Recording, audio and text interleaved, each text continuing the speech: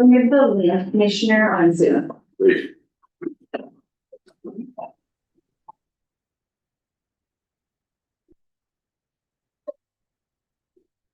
have the land commissioner on Zoom. Don't be silly.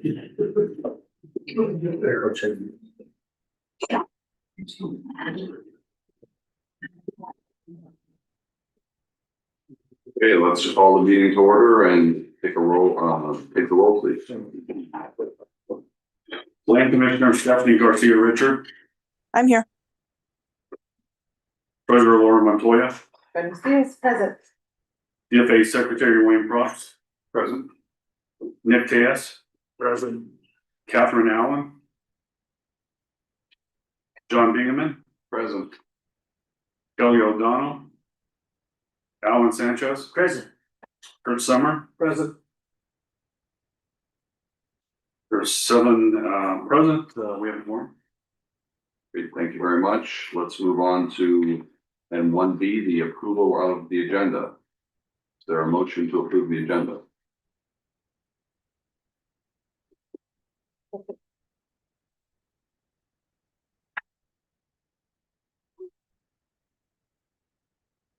I move to approve it, subject to removing an item 5B. I move to approve it, subject to removing item 5B from the agenda. I don't think that we, as a committee, ought to be voting on proxies for individual investments that have been chosen by the investment advisors. Okay, so I think that's a motion to amend the agenda. So I would absolutely oppose that, and this isn't about actually just the proxy voting. I put this on there, I requested it to be on there. Let me take a deep breath, because I didn't know that's the surprise we were doing today, but great. So we have proxy votes. This council is required by statute, an obligation to be fiduciaries and to have oversight. And we have delegated some authority, which I believe proxy voting may be one of them.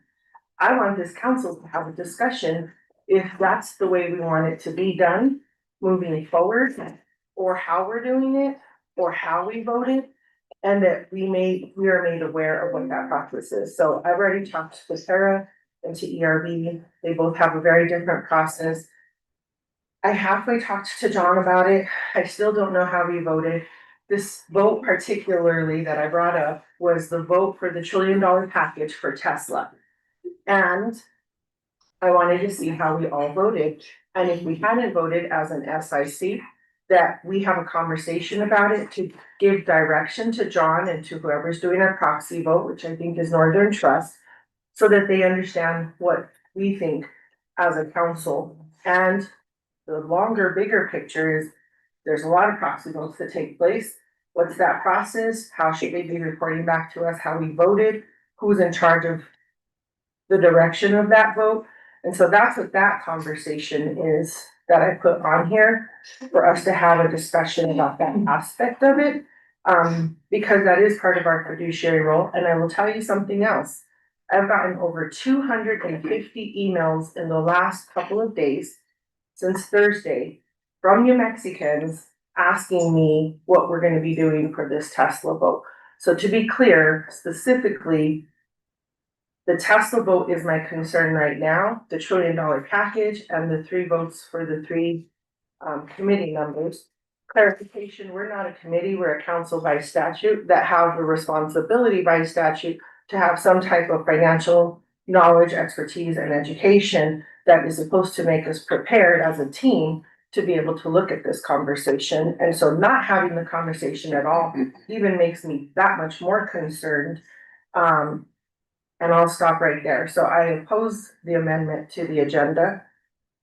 And since I haven't heard a second, I would ask for a motion to approve the agenda as is. And I'm probably need to brush up a little bit on my Robert's rules, but you know, there was a motion to amend.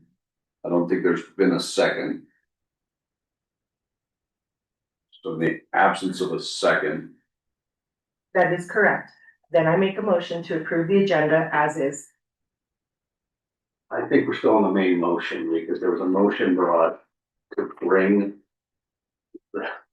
the motion for the agenda. And then I've got a motion to amend, and so let's just take them one at a time. I think that's the safest way. We're on the motion to approve the agenda. Is that where? Point of clarification, no. Member Summers said motion to approve the agenda, removing 5A. Okay, Then there was discussion. fine. So is there a second? That's what remember, we have a second on the motion to amend, I suppose is where we're at. Just in terms of further discussion, I would say, I believe that, Mr. Land is going to provide some background when we get to that section of the agenda to. Do you want me to do educate that us now? I just learned about this hot potato and I'm happy to try and facilitate sort of some of the questions. Then you should just take it, when we get to that item, share my suggestion. Okay, so we're back on the motion to approve the agenda. We have a motion from Treasurer Montoya. Is there a second? Second. Okay, second from Member Tejas. We have a roll call vote, please. Commissioner Stephanie Garcia Richard, Yes. Treasurer Lauren Montoya, Yes. DFA Secretary Wayne Probst, Yes.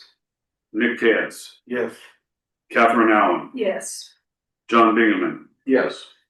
Alan Sanchez, Yes. Kurt Summer. Yes, subject to the right to discuss the. Seeing the affirmative, motion passes. Oh, Kelly O'Donnell joined on Zoom. Oh, Kelly O'Donnell, Yes. thank you. Sorry you didn't see it. Okay, moving on to item 1C, approval of the SIC minutes from September 23rd, 2025. The motion to approve the minutes. Motion to approve. Motion. Second. Second. Do we have a roll call vote, please? Commissioner Stephanie Garcia Richard, Yes. Treasurer Laura Montoya, Yes. DFA Secretary Wayne Probst, Yes. Nick Caz, Yes. Catherine Allen, Yes. John Bingaman, Yes. Kelly O'Donnell, Yes. Alan Sanchez, Abstaining, wasn't present. Kurt Summer. Abstaining, I wasn't present. That is 7 in the affirmative, motion passes. Mr. Chairman, my apology. I should also abstain as I wasn't present either. My apology for that. 6 in the affirmative, motion still passes. Okay, let's move on to our state investment officer briefing. Thank you very much, Mr. Chair and council members. We had our LFC budget hearing a couple of weeks ago. And that went very well. The strong majority of remarks made by legislators, very supportive, very encouraging of our budget request. We of course don't know yet exactly what budget the Legislative Finance Committee staff are recommending for us. We won't find that out until January. But it was very encouraging that we had multiple members make statements strongly in favor of the budget that we need to be able to staff up, including the HAFC House Appropriations and Finance Committee Chair and Vice Chair, Representatives Nathan Small and Meredith Dixon, as well as Senate Finance Committee Chair George Munoz. So it was very promising that they are all very supportive. Senator Munoz in particular mentioned that he thinks it's critical that we be able to retain and recruit the best possible staff, and that he was supportive of us paying what we needed to in order to get that staffing. And he even went so far as to say that if there was any heat that needed to be taken as part of the process of paying our team members appropriately, he's happy to help take it. So that was really encouraging. We are finalizing a memo on stats for our fund manager teams, and we'll send that out soon. This has been something that's been in the works for a while, and I'm happy that that's close to being done, because I know that that's been a topic of interest for the council for some time. We are going to have an upcoming deep dive into venture capital. This is going to be on December 3rd. Please RSVP to Helen, because if we have a quorum of council members who are interested in planning to attend, we will need to notice that meeting. So yeah, please just let Helen know if you are planning to attend that. We also just received the final Ascension strategic report, so I'm going to get that out to council members later today. And then we're going to schedule a follow-up governance committee meeting to go through the recommendations in the report. We have a draft matrix that lists out all of the recommendations and is going to contain priority listings as well as projected time frames. And then finally, to give you all an update on where we are with the CIO search. So we just finalized a contract with Dr. Ashby Monk. He is going to head up the search for a new CIO. This is not something he specifically has done before, but he knows personally a lot of CIOs nationally and internationally. He has worked with us specifically. He has come and interviewed staff. He interviewed all of you at the strategic planning retreat. So he knows this organization better than just about anyone. He also obviously has deep expertise in the area of sovereign wealth funds. So we're very hopeful that this is going to turn up some potential opportunities that may not have been possible without him leading this out. And with that, Mr. Chair, I'm happy to answer any questions. Any questions for our state investment officer? Madam Treasurer? In preparation for the conversation we're gonna have later, how did we vote on the Tesla situation? Did we already vote? So, Mr. Chair, Treasurer, our Northern Trust has not voted yet, I believe. They are still going through the review process. Thank you. Any further questions on the SIO briefing? Hearing none, we'll move on to 2B, a short staff briefing. And Mr. Chair, for that, I'm going to ask our East Asset Class Directors, Tom Lofton and Greg Dunn, to sit up here and just give you a very short macroeconomic briefing on what's happening with our public markets.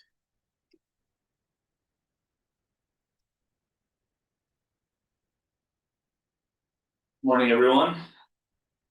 So Tom and I are going to attempt to fill Vince's shoes, and speaking of Vince, obviously as staff, our thoughts and prayers are with him and his treatment and recovery, wishing him the best. What we're going to do is a little bit different than what Vince normally does. We're just going to give a real brief kind of markets and macro overview, me from the public equity perspective, Tom from the credit markets perspective. Do you want to go first? You want me to go first? Equity always first. Equity always first. That's what we are. Okay. So just start with a quick look at market performance year to date. It's been a good year for stocks so far. These numbers are as of yesterday. S&P 500 up 17%. That's led again by the Mag 7 up 24%. Small caps are up 13% with growth outright value 16%, 7%. So pretty broad participation, not as much dispersion as we've maybe seen in some years past when the Mag 7 was up by a huge amount, carrying the S&P and small caps lagged. Around the world, the MSCI All Country World Index, excluding the US, so everywhere but the US, is up 26%. So international stocks have outperformed domestic so far this year. Emerging markets have had a nice bounce back, up 29%. A lot of that is led by China. There's a China Tech Index, kind of similar to the NASDAQ, that's up 41%. If you remember the DeepSeek news catalyst back in the early part of the year related to AI, that was kind of a catalyst for these stocks to get moving. They've been depressed for a few years. Japan has also been really strong the last year or so. Year to date, it's up 27%. Japan has been, over the last few years, really making an effort at reforming their corporate governance and becoming more shareholder friendly. So a lot of Japan companies can be family owned, tightly owned. They have a hit necessarily doing the best things for their shareholders in terms of hoarding capital as opposed to investing for growth or paying dividends and buying back stock. So they're doing more of that, and that's been reflected in stock performance. Europe broadly was up 13%. Large cap stocks in Europe were up 24%. Europe is enjoying a little bit of a resurgence as well, on the back of more industrial defense spending and infrastructure spending has been a catalyst there. The big question on stocks is always, are they overvalued?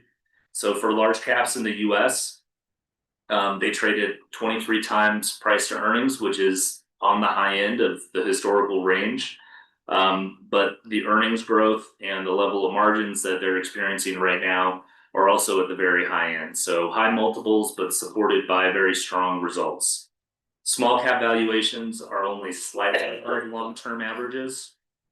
Interestingly, small caps tend to trade at a premium to large caps because it's a growthier area and a riskier area. These days, those multiples are there is no premium. So that's a bit unusual when you look at a long-term historical perspective. And through the world, so similar to US small caps, globally, PEs across different regions are around average or above average PEs, not as high as what we're seeing in the States. They're also not enjoying the same kind of growth tailwinds that the biggest businesses in the United States have been. So from a macro perspective in the US, inflation has been sticky at about 3%.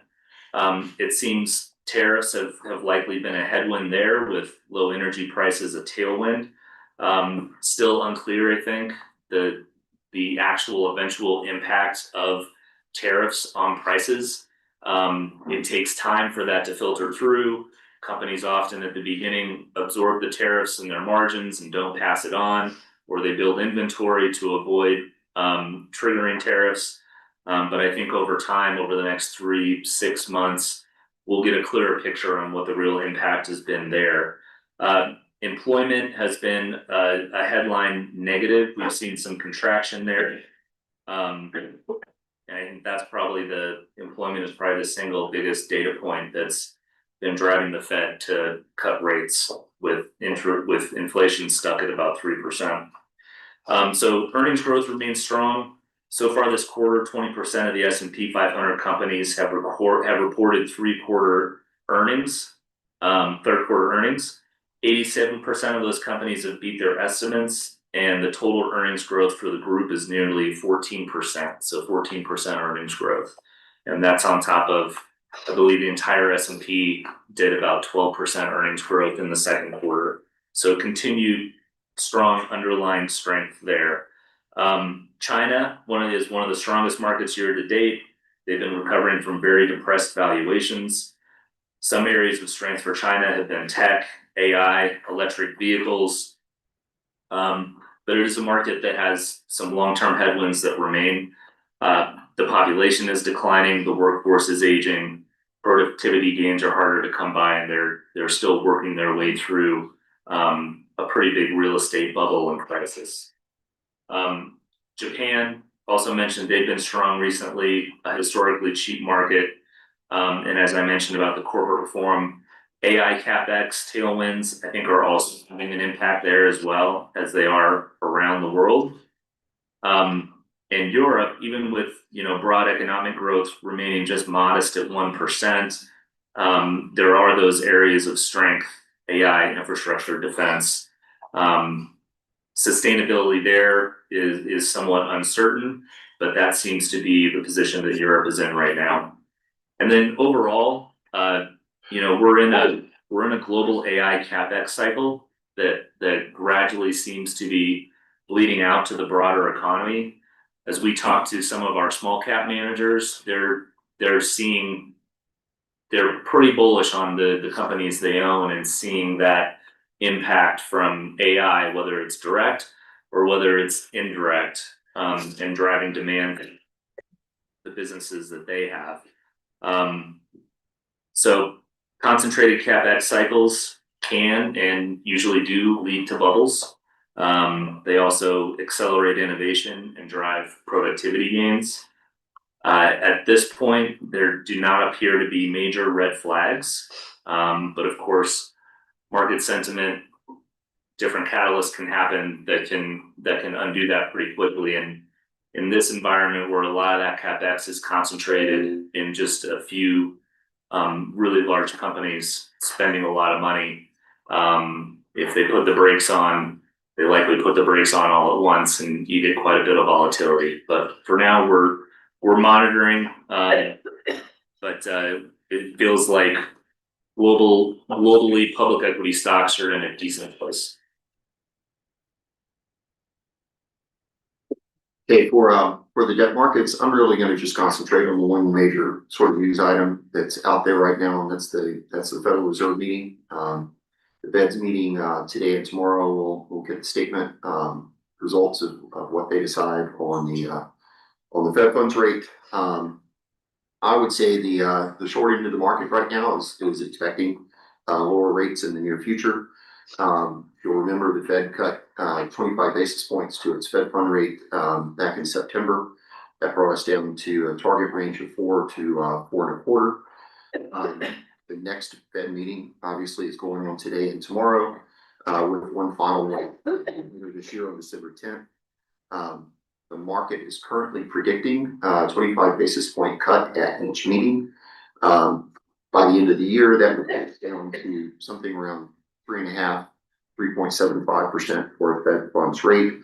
I think importantly, there's also talk that the Fed may curtail its quantitative tightening program, which really involves passively shrinking its balance sheet by not as securities roll off, not reinvesting in new securities. That essentially sucks cash out of the market because they don't reinvest that money once those bonds mature, those treasury mortgages mature. Right now, their target is around 50 billion a month. So the reason that may happen, and a lot of the market is looking at that, and really they're saying on Wall Street that Wall Street is good at identifying the symptoms, but not the cause. And there's some signs that emerging the excess, there was a lot of excess liquidity that was put into the market as a result of COVID. That's gradually been brought down in the latest program, 50 million line. There are signs that excess liquidity drawdown has reached its limit. The most obvious sign is Fed's reverse repo facility, which has fallen to essentially zero. That's one of the tools the Fed has put in place to allow excess liquidity to find a home in the market. Another piece of evidence, and I think that a lot of people are looking at, our total bank reserves have declined to just below about 3 trillion. Powell has made comments recently that the Fed is watching that closely. So there's just a lot of expectation that the Fed could stop its QT program. So declining rates, stopping the quantitative easing program, that's a pretty strong move towards easing in the markets going forward. So I think that's kind of that's what the short end of the market is expecting. Otherwise in the market, frankly, on the public side, spreads are relatively tight. There's a lot of demand in the market. Anything that on the corporate side, IG and high yield, any new issuance is getting very strong investor demand right now. So as I said in the council, in the credit committee, sort of everything's expensive right now. So that's probably the bottom line. So with that, are there any questions? Thank you very much. Any questions for Director Dunn and Director Watson? A couple at NACD, National Association of Corporate Directors, last week. They said so far there's zero return on any of the investments in AI. For me, I don't expect it because it's going to take a while to get to those productivity gains. But they were talking, there was a lot of concern about it being a bubble and all of a sudden stopping. So that was one issue. And as you said, it's like 7 companies, so that's good. Secondly, Amazon just announced they're going to lay off 14,000 today. I've seen lots of unemployment and lots of people looking for jobs, and I feel like we're not, as a society, we're not helping reskill or upskill those people. So that's going to affect at least consumer buying. And already I think they're saying that consumer buying for the less than the top 10% has kind of stopped or come off. So how do we keep, I feel like we're on a precipice that maybe we'll be okay and maybe not because of all of this. So how are you all looking?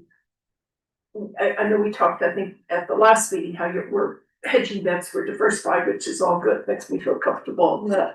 But I really worry about the unemployment rates and then the AI bubble that's there. And then, just watching consumer spending, they said that auto loans repayment is the highest, not repaying is the highest, and that's an indicator because people usually they need their autos to go to work or whatever.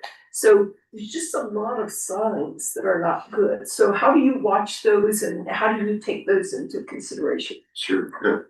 Yeah, I think so. The AI piece and the return on that investment, that's a tricky one because they're building the data centers now, right? And then applications need to be built that then provide a return. And that takes a little bit longer. And that can be, as we've seen in the past, that can be a pretty lumpy kind of way forward, where a lot of money gets invested in application developers around AI that fail, that just don't deliver on the promise. And eventually you end up with a few emerging that really succeed in a big way. I kind of think back to the .com bubble, like it was, a lot of building of infrastructure and routers and servers and telecom networks. And every company was something.com. And a lot of them, and they were valued on clicks, and a lot of them kind of went away. And then it wasn't until a few years later, really, that the real winners of kind of that internet infrastructure build out were the Googles and the Facebooks and the Amazons of the world. So who does that end up being coming out of this AI, this kind of CapEx technology bubble? So the numbers aren't there yet for return, and they're probably not going to be there for a little bit. But I think eventually they will be, but it's going to be a bumpy ride, is what I would think. And you're right about employment. So new entrants to the job market are the ones having the hardest time finding a job. And especially new entrants without a college education are having the hardest time finding a job. So it is we keep referring to this market and recovery is kind of like a K-shaped recovery where it's good for some and it's bad for others. And that's the part where it's bad. One of the parts where it's bad for others. So is that a sign of something a bit more systemic that can spread? Possibly. I'm seeing a lot of 54-year-olds that are being laid off for the presumption that AI will do what they're doing. And that's going to be an even harder market to go back into. So it's new entrants out of good colleges are not finding jobs, but also I would worry about that middle class. A lot of well-paid middle class jobs are going to go away because of AI or the and they're laying off. Remember, Alan, a couple things there. First off, when you mentioned people older than 54 losing their jobs, that just kind of gets home. I thought you were 36. Secondly, it was your question was a lot.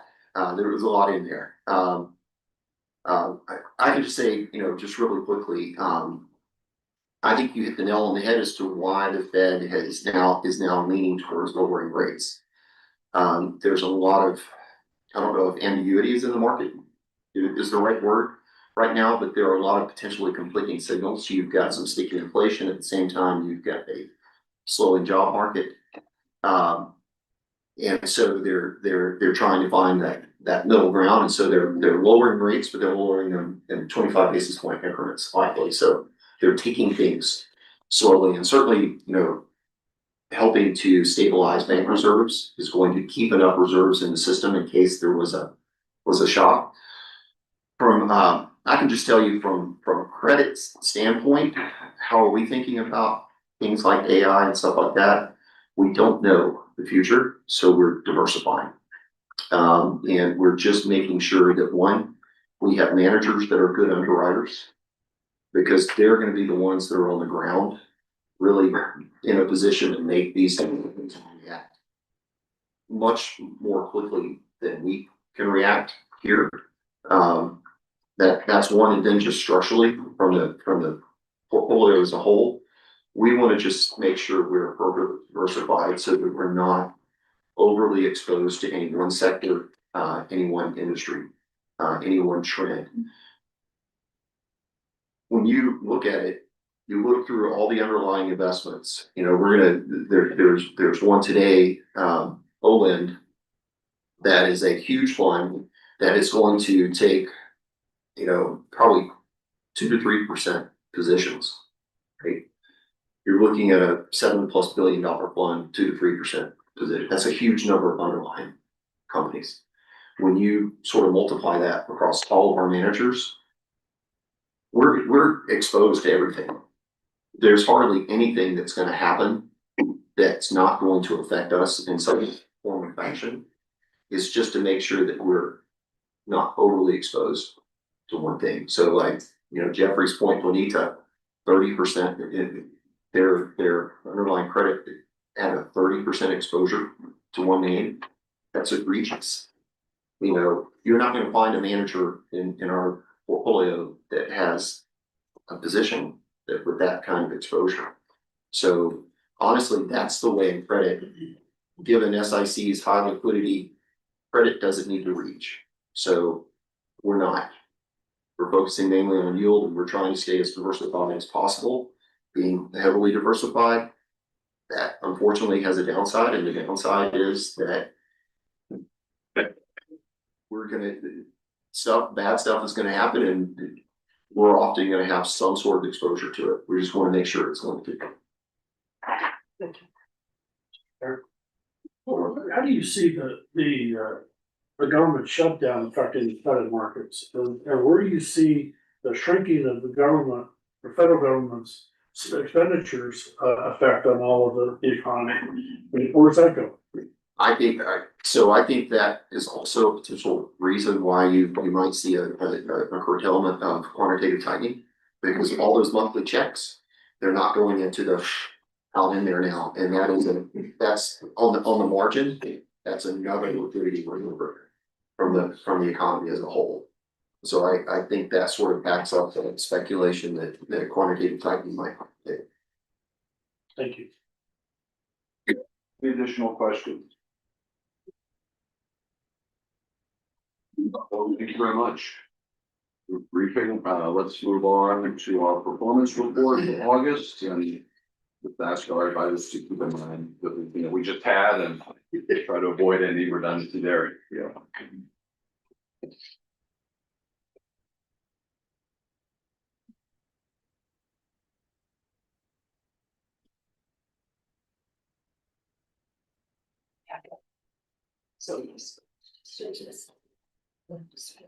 Good morning. We're here to present the performance report for the month ended August 31st. Just as a reminder, this is an update on public markets, so public equity, public debt. Next month, we'll have our quarterly report, which will be our full report, and that'll include both public and private markets.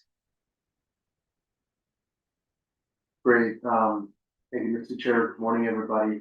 Did receive an excellent briefing by your staff, so we'll try to be brief. You do have your August flash in the packet that has everything up to date for the public markets, but we'll be back next month with the executive summary that has all the comprehensive private market data and peer data. So that'll be hopefully a more exciting report. I will just say, and Marshall will walk through in more detail, all your funds outperformed their respective policy benchmarks for the month. So that was good. August, as we now know, looking in the rearview mirror, was a great month. A lot of that momentum continued into September and even now into October. So we've seen a very good stretch. As was alluded to, year to date, all markets are really doing quite well, up on a return basis anyway, but there are some cracks that was alluded to in the labor market and other areas that certainly market participants are paying a close eye on. So I think as you see your numbers, you'll be pleased. We're of course watching where the risks lie. We'll try to point those out as we see them. The diversification has been quite helpful. You'll see some reversal of trends that were mentioned. International, both developed and emerging, doing very well. Is good or better than domestic, and that's been a change in a very long trend that was welcome. Interestingly, though, we heard a little bit about that.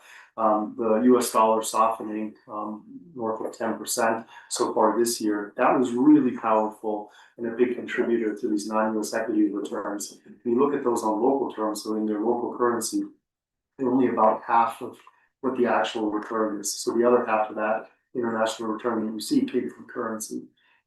So that was very meaningful. We've heard about interest rates coming down on the short end from the Fed. That happened last month, and we continue to expect a quarter point in future meetings. That is starting to bring the short end of the curve down. You have a pretty sizable cash balance as you currently have with all the inflows. That is being invested in as quickly as prudently possible by your staff, but contributions continue to be quite strong and resilient. So as those short rates come down, of course, that's something to keep an eye on as well. Currently still well above inflation, so purchasing power is maintained.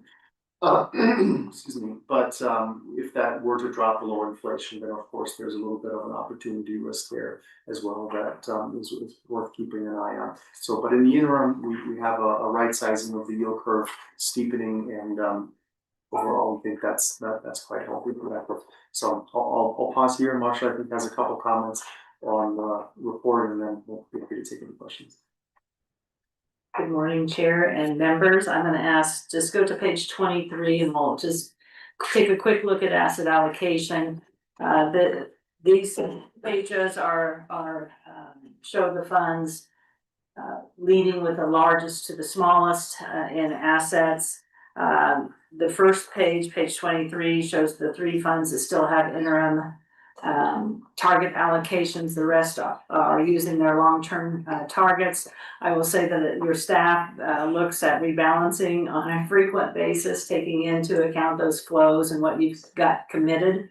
And I know that they're working on rebalancing now. I did want to point out on page 26 that the Behavioral Trust Fund was established in August with a contribution of 100 million. So you have another fund that you're responsible for, and that happened in August. If we bump ahead to being quick here to page 33, this is showing performance for land grant and severance tax. All of the funds performance are on a pages, but here we're showing land grant and severance, and again, a strong month up. Land grant was up almost 1.6% just for the month. Calendar year to date, land grant is at 8.35, and fiscal year you're at 1.78. If you look down below that, you'll see all the composite performance again, as Nino said and Matthias said. This really, we just have performance for the publicly traded, but as it was indicated, you will see strong equity performance, good public market fixed income performance. In the back pages, you'll also see what Greg was talking about, where in the US, small cap actually did better than large cap, which we haven't seen for a while. And international outperformed, has done better than domestic. So with that said, it continues to be kind of a roller coaster, but positive performance, and you've benefited from the markets, what the markets have given from you, and you're diversified in case markets go the other direction. With that, Mr. Chair, RBK is ready for questions if you have any. Great. Any questions for Mr. Carbonito or for RBK? I have one question, Chairman. Madam Treasurer? I'm not sure if it's all RDK that is doing the DEI data. Can you give us an update on what Mr. Clark was talking about, if it is you? We assisted Joel and Nino on that project, so Nino might be the best to give you an update. Actually, Joel? Joel and John would be the. Yeah, and Madam, Mr. Chair and Madam Treasurer, you know, we're not prepared yet to give a presentation on it. We're still cleaning up the data and putting together graphs and the memo. So we should have that out to you soon. So, Mr. Chairman, the question more is, what is your process, so that as you're working through that process, if I want to add something to it right now, then, or if one of the other council members does, we can bring that aspect into whatever it is that you guys are evaluating. Sure. So, Mr. Chair and Treasurer, we sent a survey to every single one of our fund managers and asked them for information after reviewing standard ILPA guidelines as well as best practices in the industry to figure out what sort of information is typically collected on DEI information. We also are preparing information on our staffing so that we can show you both what the diversity looks like for our fund managers as well as for our internal staff. And one thing that we're doing for both is we're breaking it out into different categories. So for example, for our fund managers, we're breaking out the diversity by ownership, by upper management, by investment team, and then by the entire staff. Mr. Chairman, one more time, ownership, upper management, the investment professionals, and then the entire staffing. and Mr. Chairman, our staffing and fund managers, are we including consultants on a different section? Mr. Chair and Madam Treasurer, I believe for this, we only pulled the fund managers themselves, because that was what was directed to us as the initial question. But that's something we could follow up with our advisors. Okay, one of the things I just heard recently is that some folks that are in managing other funds in other states have looked at what they've done all year, and then they give the evaluation of what that was for the whole year, but then also in total for the full fund. And so I was curious if that was maybe somewhere that you guys were going with this. Yes, and Mr. Chair, Madam Treasurer, we are both asking, or have asked, the fund managers what the existing breakdown is of their staffing, but then also what has been the results of their hiring over the last 12 months to see if they've made any changes, any progress, as well as we've asked them, do you have programs in place to educate and promote about diversity? Wonderful, thank you, look forward to it. Thank you very much. Any additional questions? Hearing none, thank you. Thank you. All right, moving on to portfolio recommendations and update. I will provide the investment committee report. We did have our investment committee meeting last week. All of the members were in attendance. The treasurer also joined us and had a good meeting. We viewed each of the voting items, including the 3 items on our consent agenda. The committee unanimously recommended each of those items to the council today. So any questions on the investment committee report?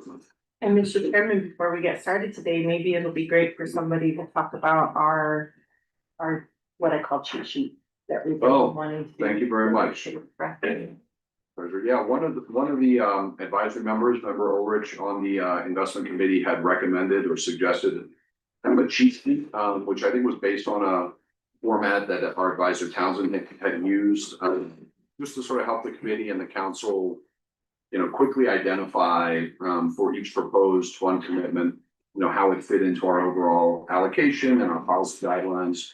And so the team has prepared that template for each of the items today, and the committee found that very useful and hope that the council will as well. So hearing no further questions, let's move on to item 3B, a proposed commitment to Reverence Capital Partners. Just gonna make some high level comments about the portfolio and then pass along to Richie about each individual fund. As we talked about in our structure study, we created an national program needs 30 to 40 managers in buyout, growth equity, and special sits. We can only commit capital when our managers decide to fundraise, so basically the commitments will vary naturally each year, but we figure over average fundraising cycle of approximately 3 years, that works at about $2 million a year. Notice this year was higher than normal because a lot of our target managers have been in the market this year, so we expect to commit around $3 billion this year. Last year was a slower fundraising year due to macro conditions. We only committed 1.3, and then the year before that was more active at 1.9. So works out to around $2 billion a year. When we wanted to flag on the cheat sheets, one thing we want to generally keep track of as we keep building the portfolios, we want no fee, no carry co-invest to be an increasing percentage of the portfolio. As of today, just over % of our funding commitments are co-investments, which is what we want to see.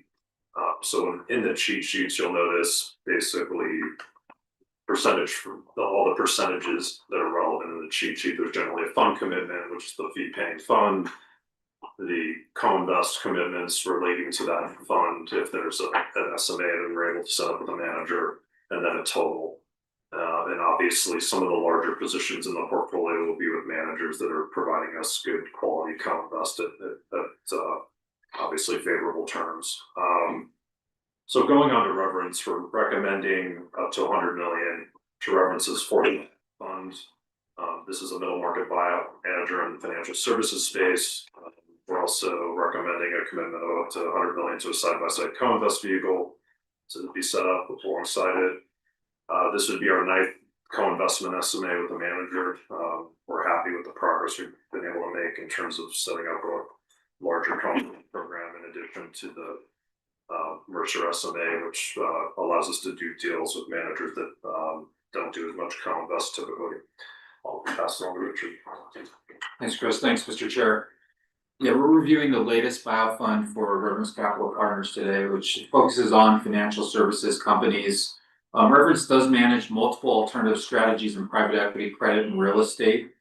And just a quick note about the name as well. I mean, the way to think about this is their 4th private equity fund. They changed the naming convention. Used to have every single fund have kind of a subsequential number, and that's why you see 2 fund numbers in the name. So just think of this as Fund 4. Reverence has been operating since 2013, and it's led by its 3 co-founders who average 37 years of experience in the financial services industry. They actually previously worked at Goldman Sachs when they founded this firm. And the private equity strategy has 23 investment professionals dedicated to private equity. Within financial services, it's actually a pretty diverse sector. They focus on subsectors such as asset and wealth management, bank and non-bank finance companies, capital markets, financial technology, and business services and insurance. Reverence does both thematic research, and then they also utilize their network to source investments away from competitive situations. They do take a flexible approach to ownership as well, so they're comfortable with either control or more influence-oriented minority investments.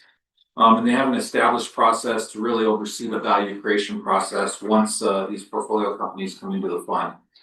Performance has been strong with all 3 prior funds generating strong net IRRs and generally above median performance. When you look underneath what is driving this performance, really is multiple companies that have generated outsized returns. And the strategy's also not generated a loss, and no unrealized investments are held below cost.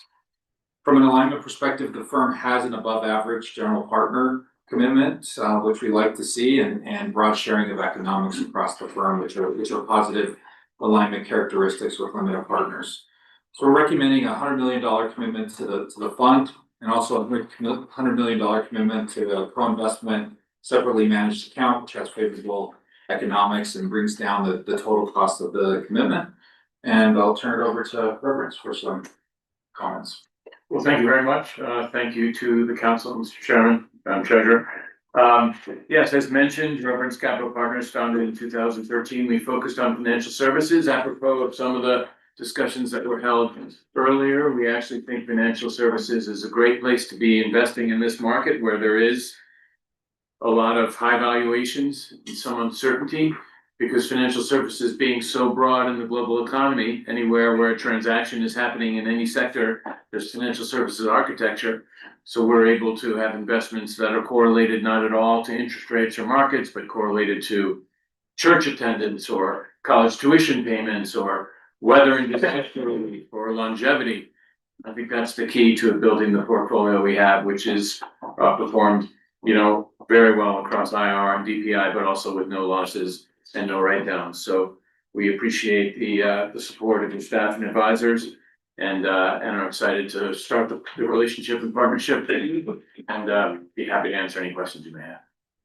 Thank you very much. And David, good to see you. We used to hang out in the same circles back in New York 20 years ago. I was gonna try and find you afterwards. Yeah, it's been a long time, so good to see you.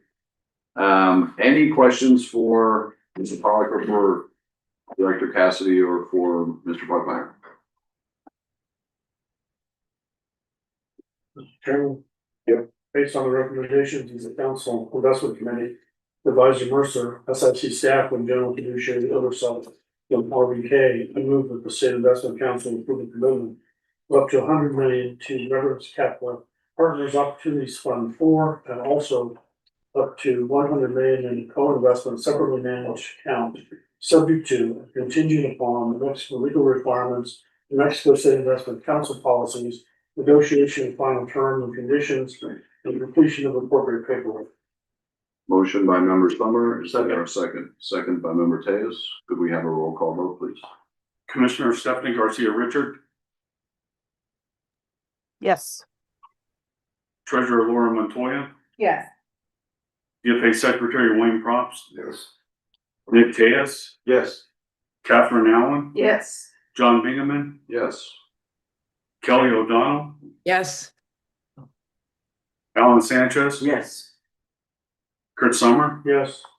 That's none in the affirmative, motion passes. Thank you. Welcome to New Mexico. All right, let's move on please to item 3C, Greenbrier Private Equity 7. Well, we're recommending commitment of up to $100 million to Greenbrier's 7 private equity funds. This is a group focused on middle market buyouts and supply chain and business services and in that advanced manufacturing. Pass it on to Richard. So Thanks, Chris. Thank you, Mr. Chair. Greenbrier is another new relationship for the national program. It's been a group that we've actually been following for years with the SIC staff, waiting for the next fund to come back to market. As Chris mentioned, the fund is a middle market buyout fund focused on services and advanced manufacturing businesses in the U.S. They're solely focused as a firm on this strategy. The team's led by 8 investment committee members who average 18 years at the firm. With some of the individuals starting as associates and working their way up. This includes 4 managing partners, one of the founders who serves as chairman of the firm, and also 3 managing directors. The group's supported by 20 additional investment professionals, and they've really established a strong culture, as shown by a low number of senior departures outside of retirements. And of note too, they also have a group of 60 operating network executives that can serve on boards or management roles in portfolio companies and also be deployed to help with specific value creation initiatives. From a strategy perspective, the firm has a long history in these target sectors, which has allowed it to source and track companies sometimes for years before making an investment. As with a lot of the successful buyout strategies that we see, the firm is growing their fund size, but we don't expect it will negatively impact the strategy given the activity in the prior funds that had a large portion in co-investments and also some shorter investment periods. The performance has really been impressive on both an absolute and relative basis in the 2 more mature funds, which are been managed by the current team. It includes both top quartile and above median performance. The 2 more recent funds are newer, and most of the companies are growing in line with their expectations right now, and performance is still evolving in those funds. From an alignment perspective, it's important to note that this firm also has an above average commitment, which and broad sharing of incentives among the team, which we also view as positive incentives with limited partners. So we're recommending up to $100 million commitment to Greenbrier Equity Fund 7, and I'll turn over to Greenbrier for a brief presentation. Well, it's great to be with everyone. I'm Noah Roy, I'm the managing partner of Greenbrier, and really appreciate all the work of the staff and Mercer in getting us to this stage. I know you have a lot of materials, and I don't want to do good at Richard's comments, so I'll just say a couple of things. I think when you think about Greenbrier, I really want really three things. One is that sectoral focus, and we think if we're going to call your capital, we should call it the things we know really well, and sectors in which we focus. All of the principals at Greenbrier have spent our entire careers. We think we have real differentiated domain expertise in history and relationships and sourcing. And in a world that is awash in managers and capital, I think really being focused in terms of where we deploy your capital is a source of, we think, most durable advantage. Like our sectors in which we operate, again, broadly under this rubric of what we call kind of supply chain and logistics and distribution, aviation, aerospace, and these sort of supporting sort of the bringing to market of goods and services. And I really like the comments on diversity, because if you think about most sector managers, they're tying them into a single end market, consumer or technology or healthcare. We talk about our sectors being these critical enablement sectors that really sit across the economy. And so, what we're able to do is use sort of serving from a logistics capacity or distribution or, other support markets. We can target the portfolio with some of the most interesting growth going on in the industrial economy. And so we're not falling into that industrial value trap of lower growth or cyclicality. We think we can compete with your best growth managers. If you look at our returns over time to the growth point, if you've been invested in all 6 of our funds, you've earned in excess of 20% net. If you invest in our modern history, which is kind of our 4 most recent funds, it's in excess of 26% net. If you took all of our companies that we've ever sold, dozens over our history, we've earned in excess of 3 times gross MOI with a kind of industry leading sort of loss ratio. So we think, even though it's a more industrial strategy, the differentiation, the focus is identifying kind of growth in that industrial economy. We can compete with your best growth managers, add some diversity, not be in a single sort of end market. And as Richard also mentioned, in part we do that to kind of bend the growth curve, not just through a selection of end markets, but also by being a really hands-on owner. 60 plus operating executives investing with us, their own dollars in our most recent funds, serving on our boards, supporting us. We're actually founded by an operating partner. He insists that we talk about ourselves as a strategic investor, not a financial investor. We want to create authentic sort of operational value add and kind of margin improvement. And I think culturally, I think we're as kind of operationally minded and centric as really any manager you'll find. It's been an important part of our success, both identifying businesses and driving growth. But we really think the strategy is great for this moment. It's high uncertainty in the economy, kind of diversity we can go look for. And we're really excited about the next chapter. The firm and the partnership are in a great place. As we said, the senior partner group averages a few decades together. Our whole investment committee, almost 20 years together. We've had really no turnover, and so there's great stability and cohesiveness. And as we think about not only Fund 7, but we hope to start a long relationship, Fund 8, Fund 9, we think the firm and the partnership are in a great place. And really appreciate Chris's persistence in tracking us, and really pleased to make the opportunity to start the partnership here for Fund 7. So I'll stop there, and certainly I know you have pages of materials on us, so if there's any specific questions that have come out of a review of that, I'm certainly happy to take those. Thank you very much. Any questions regarding the Greenbrier opportunity? One question. Treasurer. Thank you. Good morning and welcome to New Mexico. Thank you. Glad to be here. Just one quick question. I'm not sure if it's probably for Chris or Richard, but on the above market management fee aspect, I hadn't seen something like that before. Can you just tell me a little bit more, educate me? 114 or 90? It's a similar management fee to what you would see with kind of an average fund in the marketplace. I think what we're pointing out there is that for as funds grow, we like to see management fees come down because they have more capital under management. And so that's what we're pointing out with that comment. I'm happy to speak to that if it's helpful. It's the same terms as our prior funds, and so there's not an increment of any sort. I think we are sort of at the outside edge for where 2% would still be applicable. I think one of the things obviously returns have been great. We have outstanding support from our existing investors. Our existing investors are with us for about 3.3 billion in our current fund and are committing substantially in excess of that. So our current investors continue to see great value, both on a gross and net basis. I think the other element is we are a single strategy. A lot of the managers here today generally have a lot of different fee streams and a lot of different, sort of continuation vehicles and strategies and what have you. We are a single strategy with no other fee generating vehicles. So we actually think on a total sort of firm basis, actually total value to our investors probably in some respects is even superior to some of the sort of broader asset management strategies you see out there. But certainly understand the sensitivity. I do think Chris mentioned co-investment. Certainly, we understand the importance of that in your strategy, and that is a fee-free and carry-free, and so that's also a way to defease the overall fee structure for state. And then one more question based on what you just said, Mr. Chairman. There has been lagging performance for funds 5 and fund 6. Yeah. So that's a little bit opposite than what I just heard about the returns consistently throughout the other course. So if they continue to lag, wouldn't we also consider a factor in the pricing being lowered? Yeah, listen, it's fair comment. Fund 6, I think is actually just quite young. Actually, I think it's in a place from a quartiling perspective and net end perspective. I think we're also quite conservative in terms of our marks. If you look at the realization to prior quarter, the fifth fund has a little bit of consumer exposure in it, which is slower to couple the investments. So it actually has some pretty dramatic DPI outperformance on sort of a portion of the performance.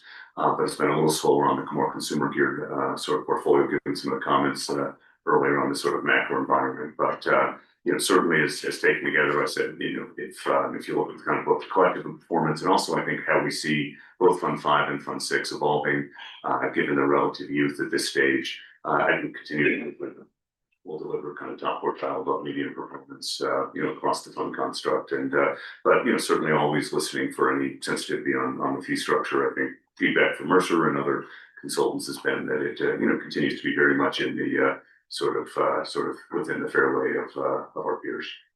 Okay, thank you. Thank you very much. Any additional questions regarding Greenbrier? Chairman, based on the recommendations of the Council Investment Committee, Advisor Mercer, SIC staff, and general fiduciary oversight from WFA, I move that the State Investment Council approve a commitment of up to 100 million to the Greenbrier Equity Fund from numeral 7, subject to and contingent upon New Mexico legal requirements, New Mexico State Investment Council policies, negotiation of final terms and conditions, and completion of the appropriate paperwork. Motion by Member Summer. Is there a second? Second by Treasurer Montoya. Could we have a roll call vote, please? Commissioner Stephanie Garcia Richard, Yes. Treasurer Lauren Montoya, Yes. DFA Secretary Wayne Props, Yes. Nick Cass, Yes. Catherine Allen, Yes. John Bingaman, Yes. Kelly O'Donnell, Yes. Alan Sanchez, Yes. Kurt Summer. Yes. It's 9 in the affirmative, motion passes. Thank you very much. Thank you. Appreciate the time and looking forward to the partnership. Thanks. Thank you. Let's move on to, first of all, proposed Bain capital commitments, Bain Capital Asia Fund 6. First of all, I assume that, well, I have to figure out how to do this.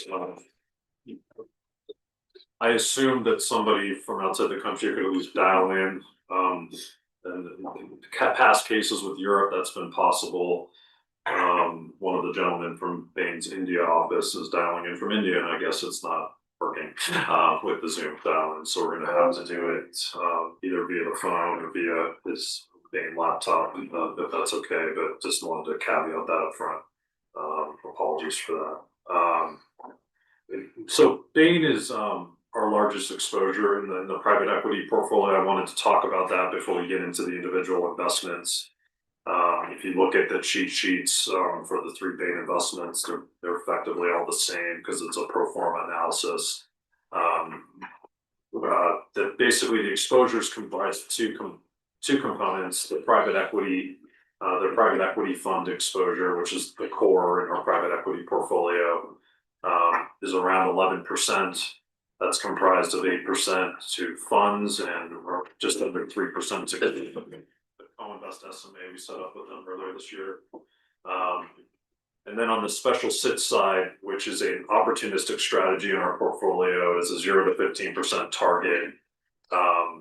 Special sits, these kinds of strategies sit generally in the white space between private equity and private credit. It's been a particularly opportunistic time for those strategies in the current market environment, given what's occurred with interest rates and just generally kind of the slow deal environment. Many companies have been looking for solutions in this space that are equity-like returns with less downside. So that's a roughly 5% exposure, about 1% of which is in a co-invest SMA. So it works out to roughly 16%, the core private equity exposure and the special sits exposure, which is more opportunistic in our portfolio depending on the economic environment. Moving on to Bain Asia, we believe Bain has built really the preeminent platform in Asia. I think this fundraise, the markets realize that this fund is very oversubscribed. We're recommending commitment of up to 150 million to their 6th Asia fund. This is a platform that has really kind of produced incredible alpha relative to the Burgess Asia Buyout Index at over 10% over the last decade. So I'm not sure we'll get the full 150, but we're just in case we can, we're recommending up to 150. Pass along to Richard for analysis of the fund. Thank you, Mr. Chair. One other note too about the Bain relationship. As of June 30th, the Bain relationship's been additive to overall performance. It's generating about an 18% net IRR. So with Bain Asia Fund 6, we have a target to Asian emerging markets in the national program of 5% to 20% that was presented in the last structure study, which was about a year ago.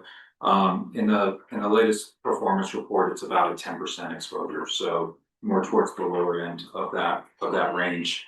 Bain Asia is part of a really deep Bain Capital platform, though. It was formed the Bain Asia platform specifically was formed in 2006, and they have 6 offices now across Asia.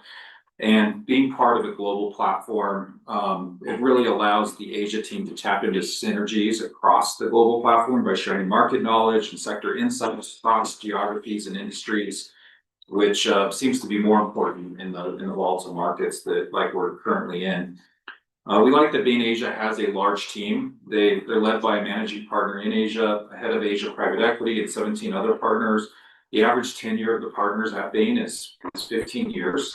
And with Bain, one of the hallmarks of their strategy is their portfolio management group, which basically assists portfolio companies on various strategic initiatives, including M&A transactions, financing, and other management issues. And they have 31 professionals dedicated to Asia from their portfolio management group. From a strategy perspective, Bain focuses on multiple geographies in Asia, but they may allocate more capital to certain regions that they have more conviction in, which has proven successful in the past, with Japan being one of the more successful geographies that they've had. Japan's actually expected to be the largest allocation, followed by India. And the firm has developed a local presence in many of these geographies to help source and be close to these portfolio companies.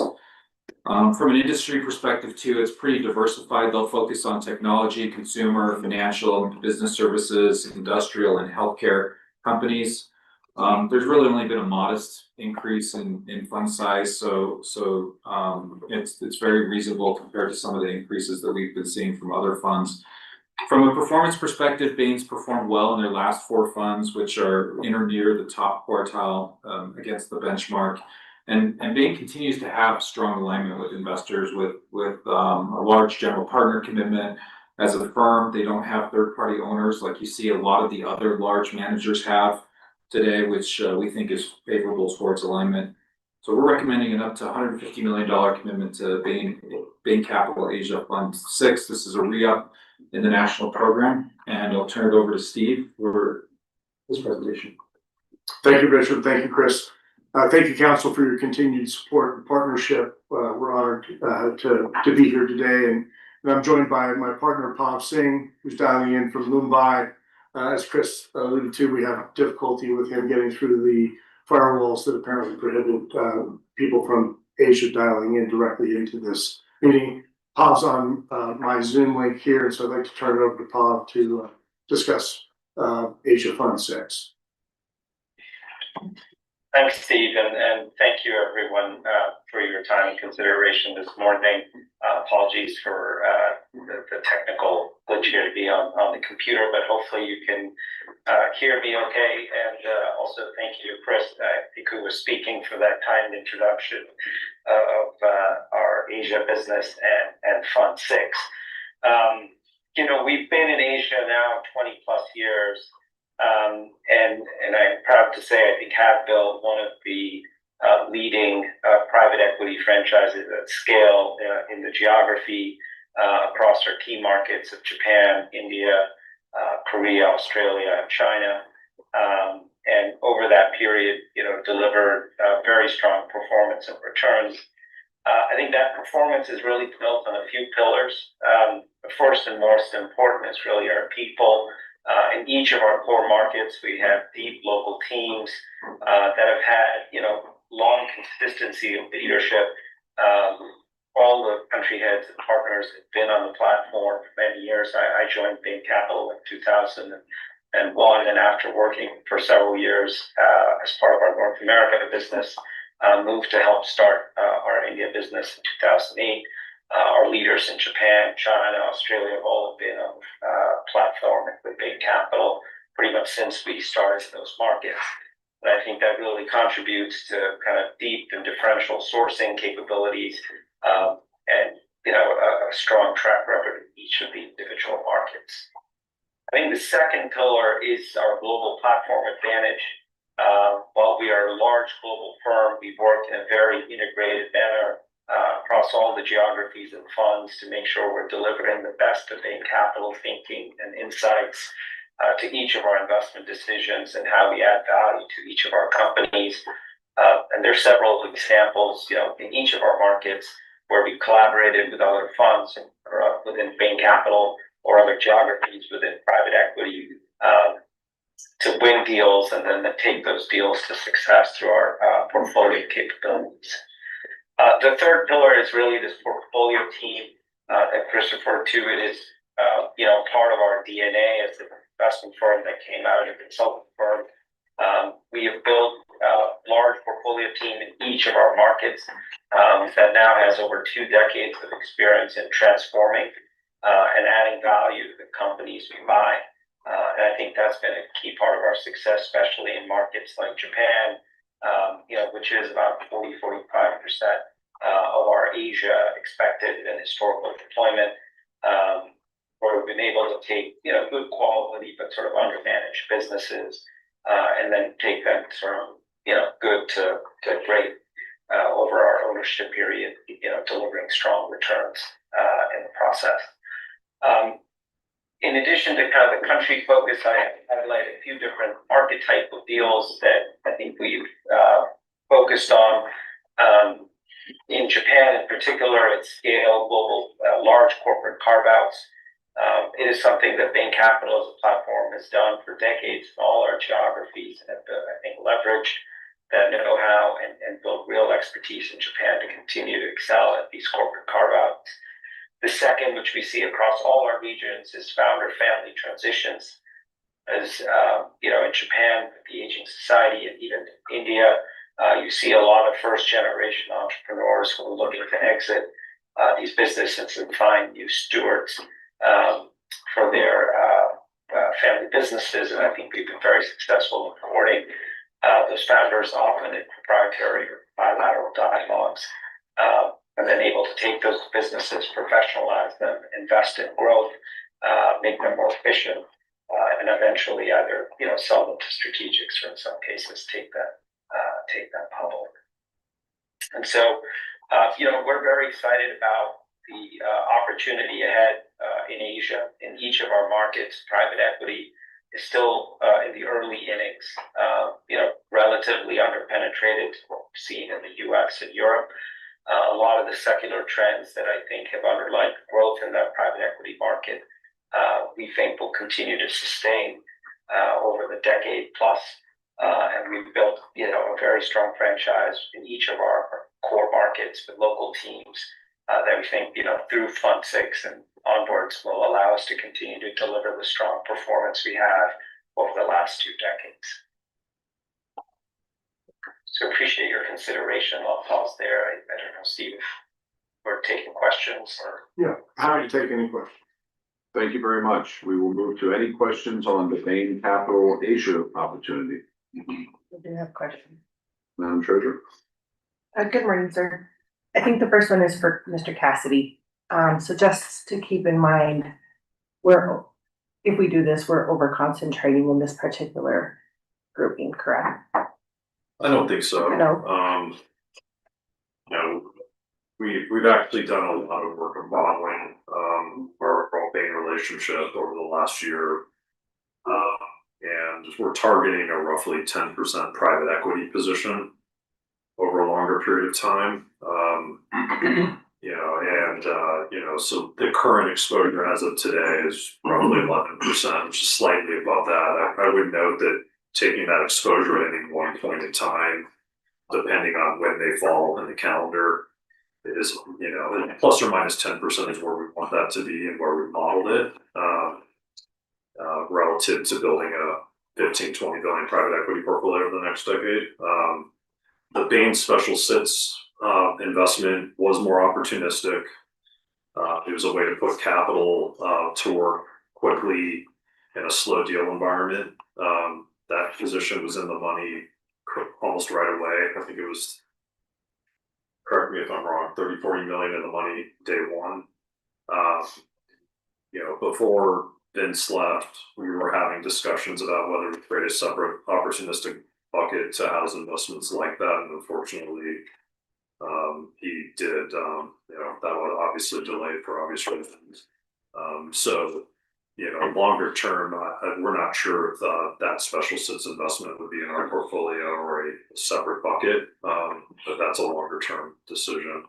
But that is not as of today, a long-term position in our portfolio. If to the extent the economic environment is suitable for those kinds of investments, we'll continue them. So, Mr. Chairman, the amount would be, if approved today, is that the 1.5 billion?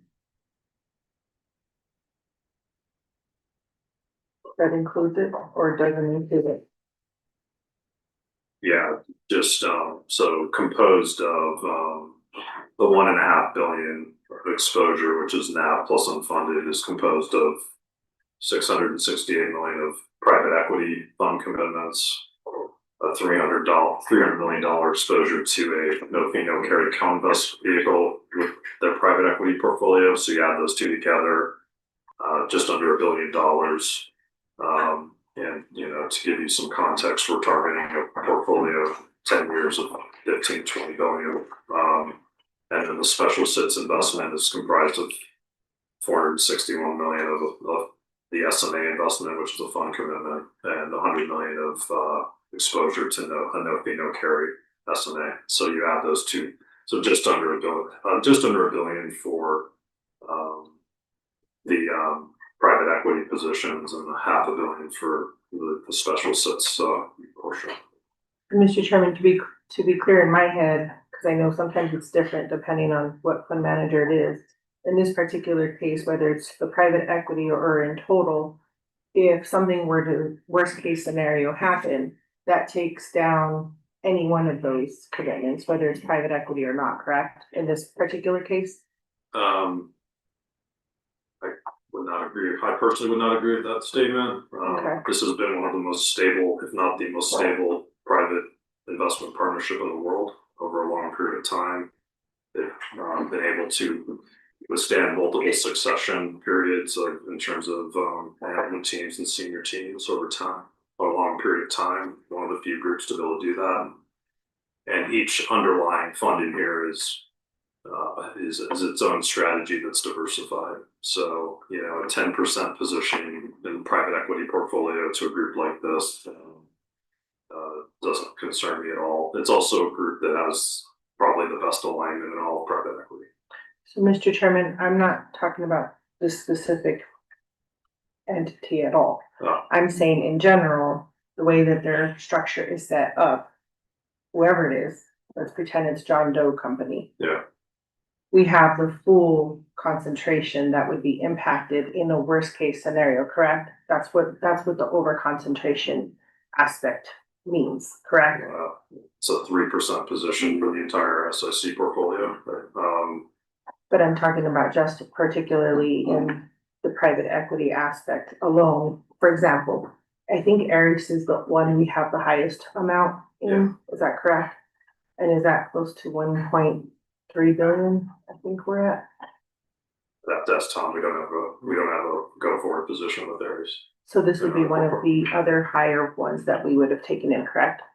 Yeah, this is, you know, again, a 10% private equity position and one manager of this quality and this stability and this alignment doesn't concern me at all. Okay, so then, Mr. Chairman, then getting back to this actual company, there was a concern that says the terms should be strengthened, including the deal by deal carry, slightly lower than market hurdle rate.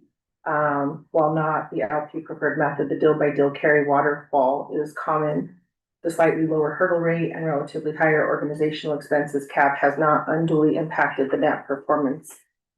What would you say about that then? And that included the aspect of volatility, saying that, for example, Fund 3 has a loss ratio of 24% by invested cost attributed to 5 write-offs, 5 write-downs. The concern that I bring to both of them is that you're using each deal by deal, but if you have write-offs and write-downs, then that's gonna impact your overall take. So what would be your thoughts on that? Yeah, Madam Treasurer, I mean, one of the things with the deal by deal waterfall, it does allow managers to take carried interest sooner than paying back all contributions, which is the preferred method that we like to see. There is a catch-up mechanism so that if for some reason there's early success in a fund and then the later investments did not pan out and they had a lot of losses and there was basically an overpayment of carried interest to the manager, there's what's called a clawback, where limited partners then receive that carried interest payment when that clawback is assessed. And so that's also on the list of fund terms as well, is the clawback provisions of this fund. So there is protections on the deal by deal, but yeah, when it comes to looking at fund terms and evaluating fund terms, I mean, we do prefer the all contributions first waterfall structure. Okay. And it does protect against that clawback occurring later in the fund's life. But there's also, that's done on a pretty consistent basis on page 165. It describes it. It's on an annual basis. Yeah. And then, Mr. Chairman, we don't have it on our cheat sheet and I couldn't find it in the documentation, but what's the operational risk on any of this? Is there any operational risk? Would you like me to be a little bit more specific? Which side of the operational risk costs? Or political risk? Is there anything that came up in your due diligence that was of concern? No? Okay. I haven't researched it enough, so I don't really want to put it on the record, but I did get a couple of emails also from people about this as well, both the concept of the work that's done with claims. So I'm gonna just share it with you afterwards, but it just did bring me a little bit of concern that I wanted to bring to your attention, and I didn't get a chance to visit with John before this meeting. Thank you, Chairman. Thank you very much. Member Sanchez. Yeah, maybe you can answer this, maybe you can't, but I'm hoping to start understanding better. So if we're about 3% now of our portfolio foreign, in multiple currencies, how does that fluctuation in these currencies? I mean, usually the euro we're happy with, but in these different, I was counting, I think we're up to like 9 or 10 different currencies. in that fluctuation, how does that affect, when that money's coming back into dollars? Yeah, I mean, I'll answer it in general for the private equity portfolio, then I don't know if you have something on specific that you want to talk about, but yeah, I mean, when we look at international investments, there is exposure to multiple currencies. Generally, fund managers won't hedge that currency risk because these are long-term holdings and it's very expensive to hedge for 5 to 7 years, whatever the whole period is. And so currency fluctuations can impact the performance of a fund. When talking to the fund managers, they usually work at the portfolio company level to help manage that currency exposure because that's where they want those companies to show profitability. And so if the portfolio company has exposure to multiple currencies, that's where that portfolio company might have a hedging strategy.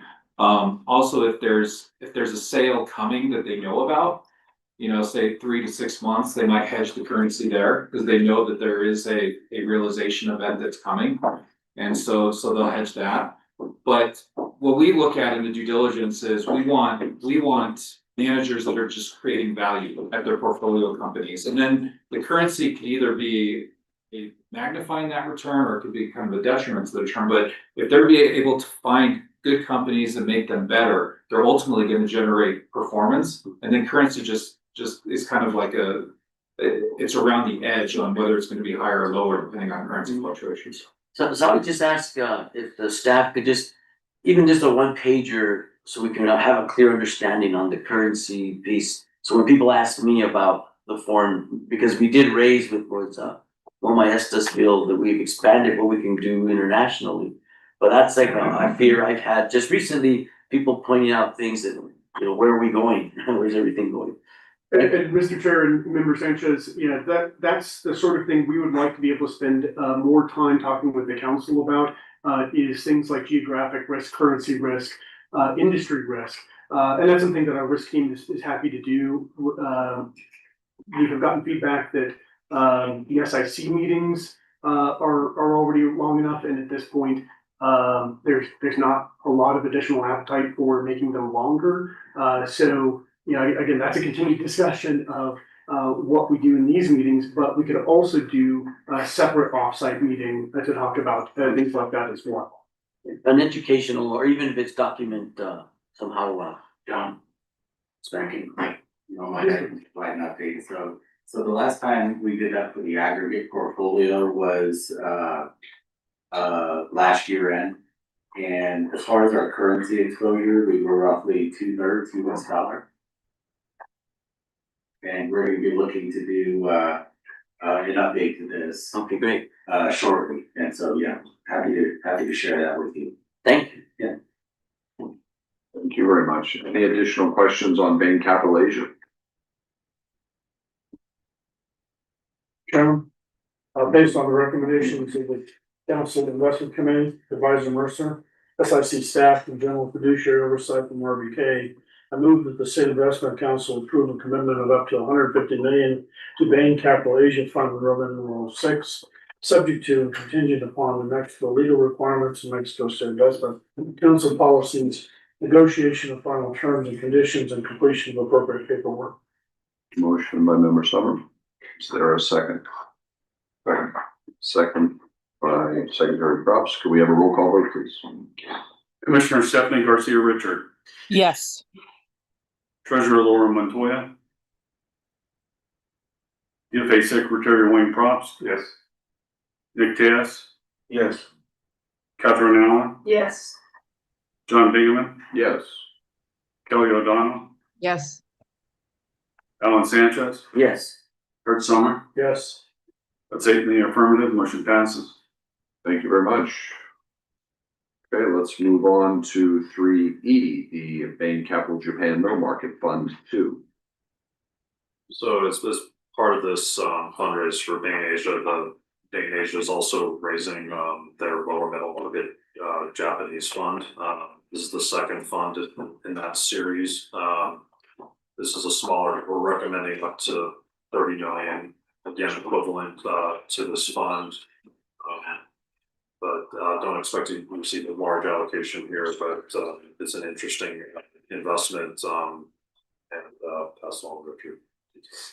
Yeah, Bain Japan Middle Market Fund two really focuses on the smaller companies in Japan, smaller than what Bain Asia is going to focus on, which is the fund that we just reviewed. I mean, generally, a larger equity check for a Japanese company will go into the Bain Asia Fund. A smaller one will go into the Bain Japan Middle Market Fund.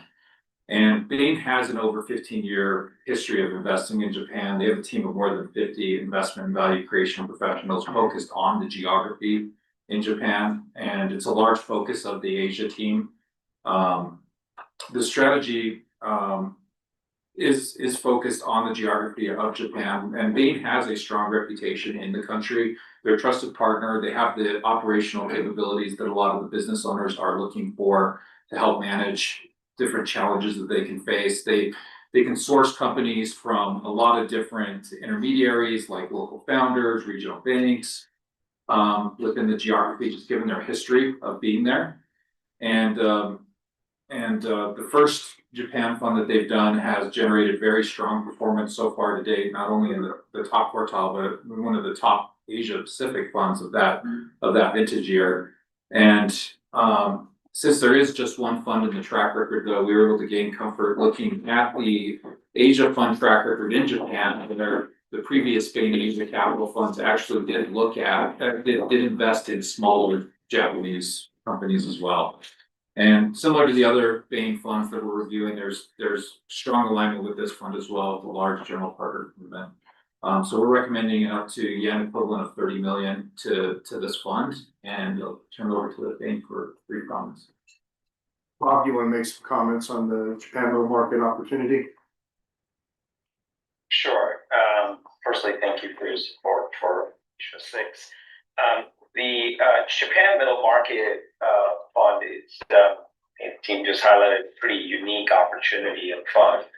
You know, over our time in Japan, especially during Asia Fund 2 and 3, which were smaller funds, we found the middle market, sort of 25 to 75 to $100 million deals in Japan to be a particularly attractive segment where sourcing those deals was very complicated. There's a lot of inefficiency in that market in terms of lack of intermediation. And so if you're able to build a deep sourcing network to get to these founders and companies and have the track record and reputation as a good steward for those businesses, we found you can often buy pretty attractive companies that have the potential to be, again, transformed and at pretty attractive multiples. A lot of these deals originally went in our Asia 2 and 3 funds. As those funds have become bigger, we essentially have one team in Japan, but as was highlighted, the larger deals now go into our Asia 6 fund. But we wanted to continue to sustain this differential sourcing engine in Japan, which really has deep networks throughout the country, not just in Tokyo.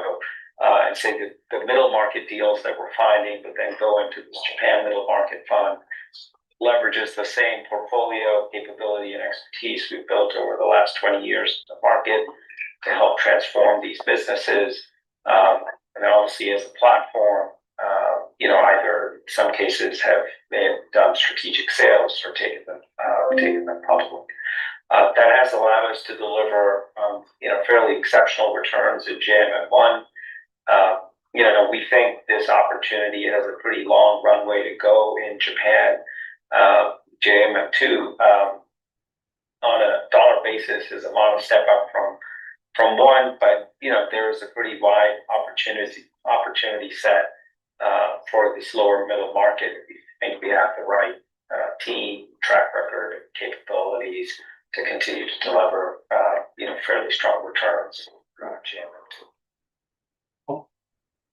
Thank you very much. Any questions on the Japan Middle Market Fund opportunity?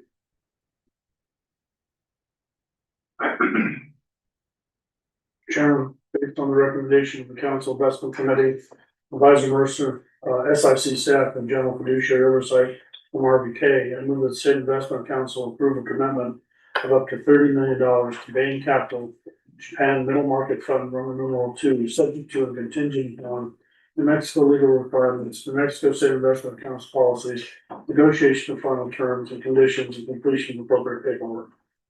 Motion by member Summer, Second. second by member Sanchez. Do we have a roll call vote, please? Commissioner Stephanie Garcia Richard, Yes. UFA Secretary Wayne Props, Yes. Nick Caz, Yes. Catherine Allen, Yes. John Bingaman, Yes. Kelly O'Donnell, Yes. Alan Sanchez, Yes. Kurt Summer. Yes. It's 8 in the affirmative, motion passes. Thank you very much. Now we are on to item 3F, the Bain Capital Tech Opportunities Fund 3. So. Thank you very much for joining. Thank you. So recommending a commitment of up to 75 million to Bain Capital Tech Opportunities Fund 3. This is a fund that invests in growing technology and technology-enabled businesses, largely software. This is a fund that Bain created to take advantage of the white space between their venture capital platform and their private equity business. It's a combination of mid-market buyouts and late-stage growth capital. Other GPs in our portfolio that pursue a comparable strategy are groups like JMI Equity and TA Associates. This is our third commitment with the group. We committed to both their 2020 and 2021 funds. Particularly appreciate that the group has shown a lot of discipline, particularly in that 2020 vintage and what was a hectic market for technology buyouts and technology investments. I'll pass it on to Richard for Yeah, thanks, Chris. Thanks, Mr. Chair. Bain Tech Ops, the team is led by 6 partners, 1 managing director who averaged 20 years of sector experience and 13 years at Bain. I think the team managing this fund has strong backgrounds in technology. 2 of the manager directors have long tenures at Bain in the technology sector. And the third was previously a partner at Hellman and Friedman, who has a strong reputation of making technology investments. And overall, the team has about 25 investment professionals and 4 dedicated portfolio group members. And as we talked about with Asia, I mean, the portfolio group members are the ones that are really focused on value creation in the portfolio. And this team also has access to those broad resources at Bain Capital that we also talked about with the Asia funds. From a strategy perspective, the fund focuses on 4 subsectors within technology: application software, infrastructure, and security, fintech, and healthcare IT. The strategy has a lot of aspects that we like about Bain Capital funds. They utilize the firm's expertise and relationships in sourcing. And then also they have that value creation focus post-investment that utilizes the Bain's playbook and portfolio group to do things like go-to-market strategy, sales and marketing, product development, pricing, M&A, talent acquisition. I mean, they can help these portfolio companies in many different ways. I think one of the other hallmarks of this strategy, just given the size of the Bain organization, they've been able to find companies outside of those traditional tech hubs, like the Bay Area, for example. So you're getting kind of broad exposure across the US and Europe as well. The fund line still has a somewhat limited track record with only 2 previous funds, and the performance is actually approved at June 30th. We put a supplement in there as well. Fund 1's generated 2 realizations.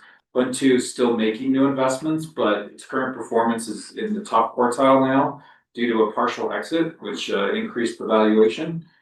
And the firm is showing support for this fund as well with the large general partner commitment, similar to the other Bain funds that we talked about. So we're recommending an up to $75 million commitment to Bain Capital Tech Ops 3. I'll turn the time over to Bain. Thank you. Good morning. I'm Phil Michler. I'm the co-head of Tech Opportunities. I want to start by thanking you. You've been with us for our first 2 funds. We deeply appreciate that partnership.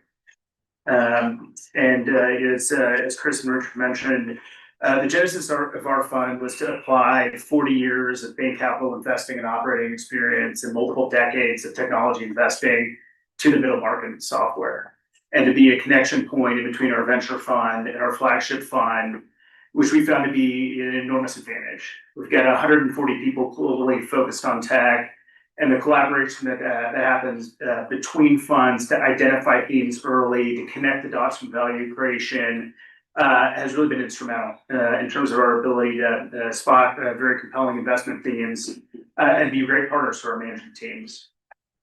Where our fund sits, we are investing in proven companies with proven product market fit that are often at inflection points in their growth.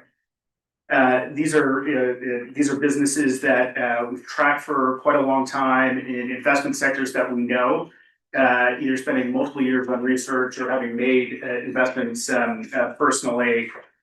And we use that to construct a high conviction, high concentration portfolio.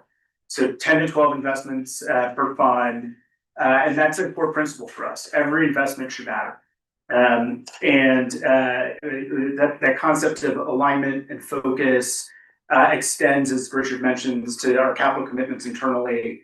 I believe about 20% of prior funds were coming from bank capital GPs. And so a big part of how we differentiate is how we develop that conviction. We are not momentum investors. Every individual at the fund, all 31 of us that are focused exclusively on the middle market, are assigned to specific subsectors. And it is our job to identify which companies are aligned with compelling thematics, understand the market map, have a developed point of view in terms of our short list of businesses we can grow to partner with. And this really helps us see around corners. It helps us develop judgment around which businesses are well-oriented to help capitalize on AI, which businesses should benefit from the incumbency advantages, who has truly differentiated data advantages and business models. And so that's a big part to our approach, and we apply that same thinking to how we source. We develop long-term relationships with management teams. I believe on average, we spend around 2 years researching a business, connecting with teams ahead of making an investment. And by doing the hard work, by showing up with something substantive to say to our prospective teams, we build trust. And we build a lot of clarity in terms of how the engagement will work. This can be very powerful. The majority of our investments are done outside of auctions. And that is, it's not because we're paying the highest prices, it's because we've demonstrated that we can listen and that we understand their business and that we would be good partners to them in terms of driving value creation. And so that type of focus, supported by deep operational engagement. We've got 6 dedicated portfolio group members on our team, all of whom are former software operators, working alongside our management teams ahead of signing a new investment to develop the value creation plan, to show with specificity how we can help, such that there is alignment and clarity day one in terms of how we'll proceed together. It's a big part of our differentiation and a big part of why we are selected. And I think another principle for us is continuous improvement. When we started the first fund, we had to build relationships. We had to build pipeline. We grew from the rest of the firm, but we find ourselves heading into fund 3 with an exceptional bench of relationships, a growing set of portfolio success stories, and a pipeline which is as compelling today heading into Fund 3 as we see today. Very proud of the team that we put together. The 6 partners of Tech Ops have been together since the inception of Fund 1. And that stability matters. It helps us reinforce a culture of accountability, transparency, and humility. We push each other, we focus on the facts, and we feel like the impact of that strategy and doing what we say we're going to do has played out in the fund results. Our first fund is marked at 1.88x gross MOM. Our net IRRs have beaten the public benchmarks, public software benchmarks by 15 points. We see a clear path to getting that fund to 3x gross MOM. And for a 2000 vintage fund, that would be very, very strong performance and what was a challenging vintage for many. To Richard's point, we've built on this momentum in Fund 2. It's early, but we're already marked at 1.6x gross MOM. Net IRRs are just north of 20%. And pleased to share that we've been able to distribute over $400 million in liquidity for our investors this year alone. And so, taking a step back, we're excited about our direction of travel. Very, very thankful for your time and deeply appreciative of the partnership. And so happy to answer any questions. Thank you very much. Any questions on tech opportunities? So how are you using AI internally in your research or developing the strategy? And then what experts do you have in AI that are helping to understand where the real applications are with these firms? It's an excellent question, and we think about the opportunities in AI as twofold. The first is to accelerate the pace of innovation and drive incremental products that address customer frictions. And this is one of the best advantages this asset class has right now. Our ability to react to customer feedback and bring to market and prototype products to address those friction points and then drive incremental revenue opportunities has never been greater.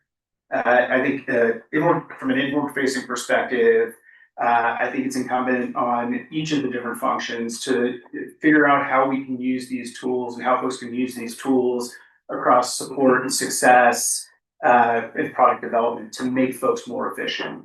And that's the key theme that we're focused on is how do we generate more efficiency, have folks focus on the higher order tasks in their day-to-day job, and create more opportunity and more investment to fuel product development, getting back to that first bucket, which is incremental revenue opportunities. And so we're looking at it holistically. We spent a lot of time, the first access to experts around AI, it comes from both within the firm and within our companies. And so getting back to this point about collaboration with our venture funds, one of the benefits of our venture group is they're out meeting every AI native startup that is out there. And so understanding the tools that can help generate some of the efficiency that I talked about, as well as seeing in practice companies that are driving new types of revenue across different verticals, we get a heads up. We're able to see that early. And I think within our portfolio of 19 investments, we have a number of thought leaders that are doing highly innovative things with AI from a revenue and an efficiency standpoint. And it's incumbent on us to get those folks together, get people collaborating and talking so we can see best practices across our portfolio. And so next month, we're flying out all of our CEOs and our CTOs to San Francisco. We're going to do a tour across a number of AI businesses, host multiple dinners, and have this really be a continued focal point in terms of how people are using this technology. And then what about quantum computing? That's not an area of focus for. So you're not doing anything in that? Not at all. Thank you. Thank you very much. Any additional questions?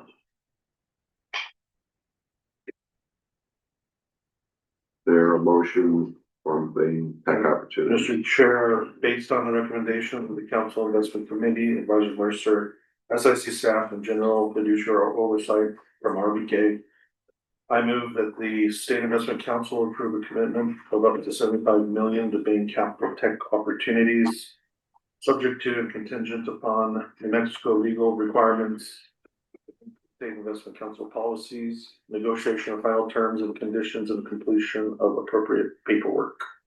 Motion by member Tejas. Second. Second by member Summer. Could we have a roll call vote, please?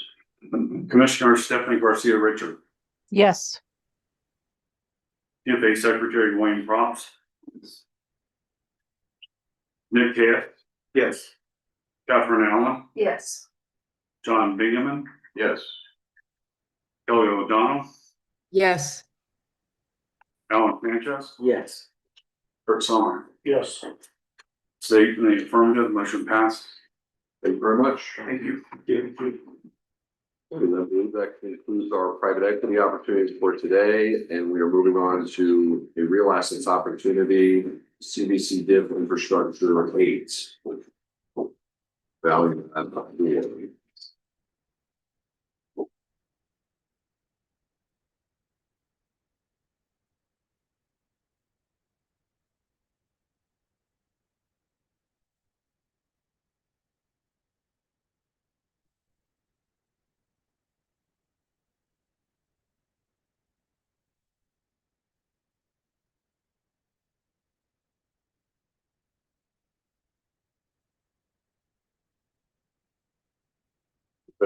Thank you, Mr. Chair. We're here to make a recommendation for SIC made a commitment of €500 million to, or about €500 million rather, to CDC infrastructure.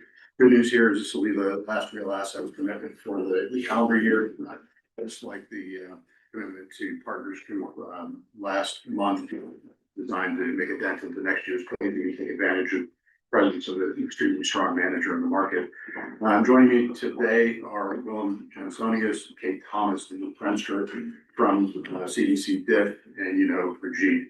In terms of specific recommendation, we recommend that €500 million commitment be broken down as follows: €100 million to the DIF Core Plus 8 strategy, $200 million to the DIF Value Add 4 strategy, and then a co-investment vehicle, €200 million that will emphasize the value added portion of the commitment, and would be designed to invest alongside both of the two fund commitments.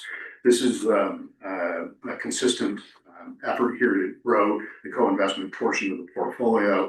You'll notice in this recommendation, we're looking for 40% of the assets to be deployed into this fee-advantaged co-investment vehicle. CDC DIF is a $19 billion manager of infrastructure assets, and is part of the larger organization managing €200 billion.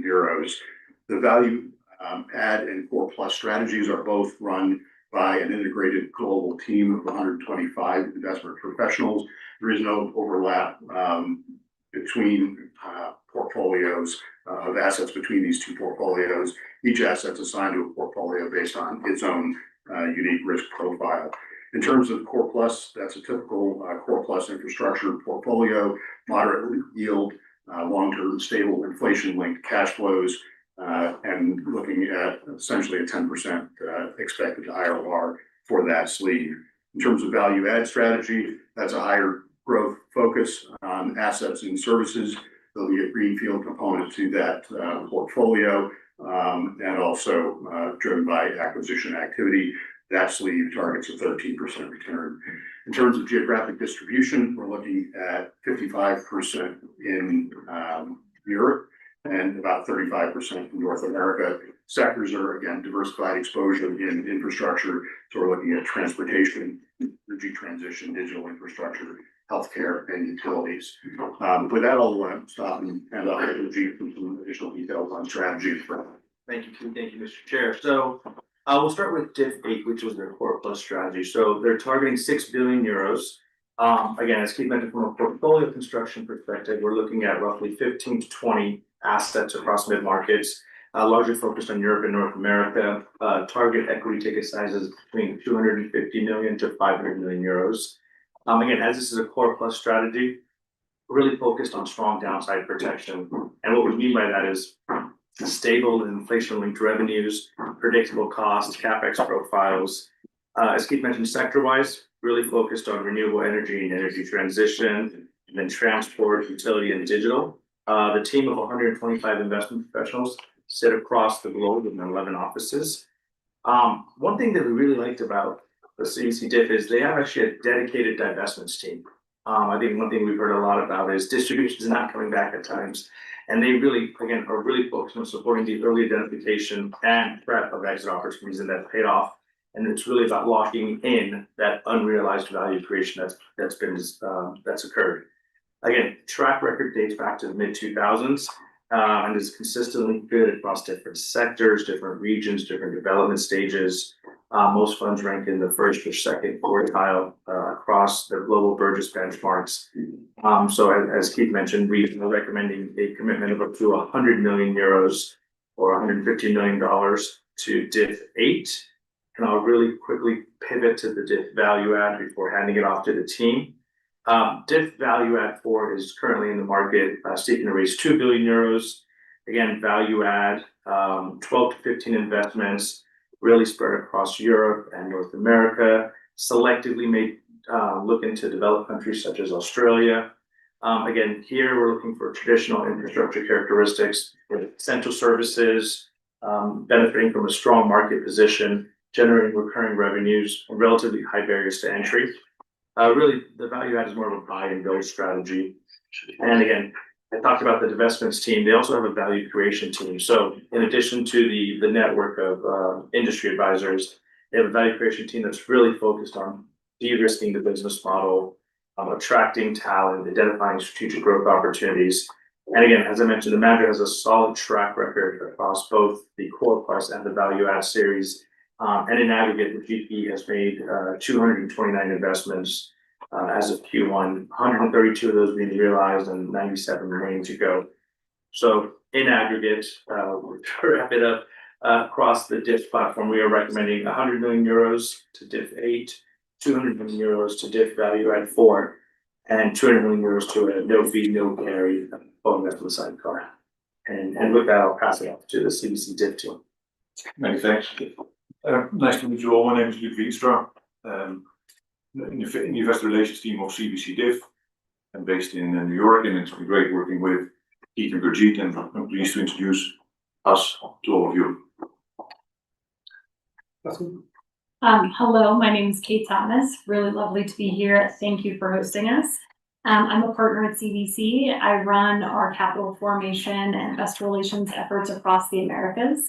I'm also based in New York. Before I turn it over to my colleagues to introduce themselves and give a very quick introduction to CBC DIF, and I'll try not to repeat what has already been said. You still a little bit of breath under it. Go ahead, John. Yeah, so Willem Jansonius, I'm a partner at CBC DIF. I headed the value add strategy, which I started back in 2016 from scratch. I sit on the investment committee, and I co-head the global investment team. So very involved in all our teams, also all our offices and teams globally. So very briefly, CBC DIF was founded in 2005 in Amsterdam. We've grown into an established global mid-market infrastructure firm with 19 billion euro of assets under management.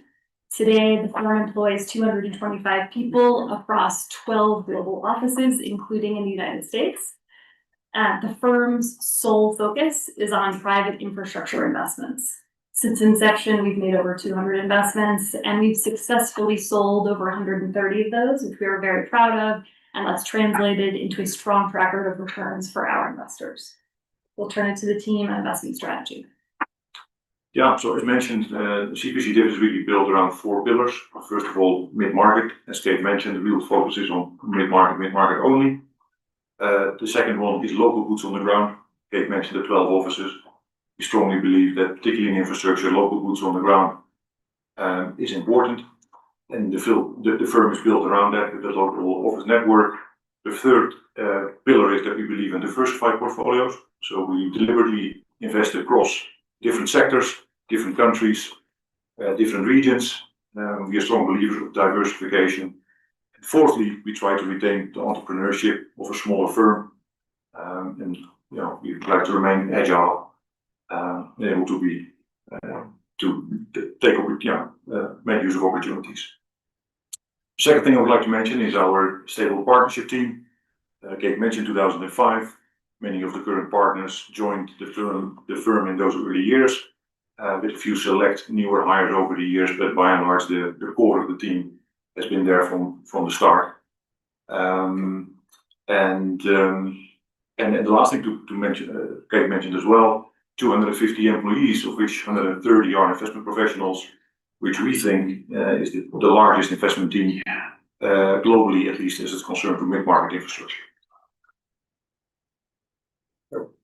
Maybe let me talk a bit about, say, infrastructure investment, because that's the end of here. So what is unique about CBC DIF is we really cover the whole spectrum of the global mid-market infrastructure world. And we do so by building very diversified portfolios. And we've learned over the years that diversification is absolutely key.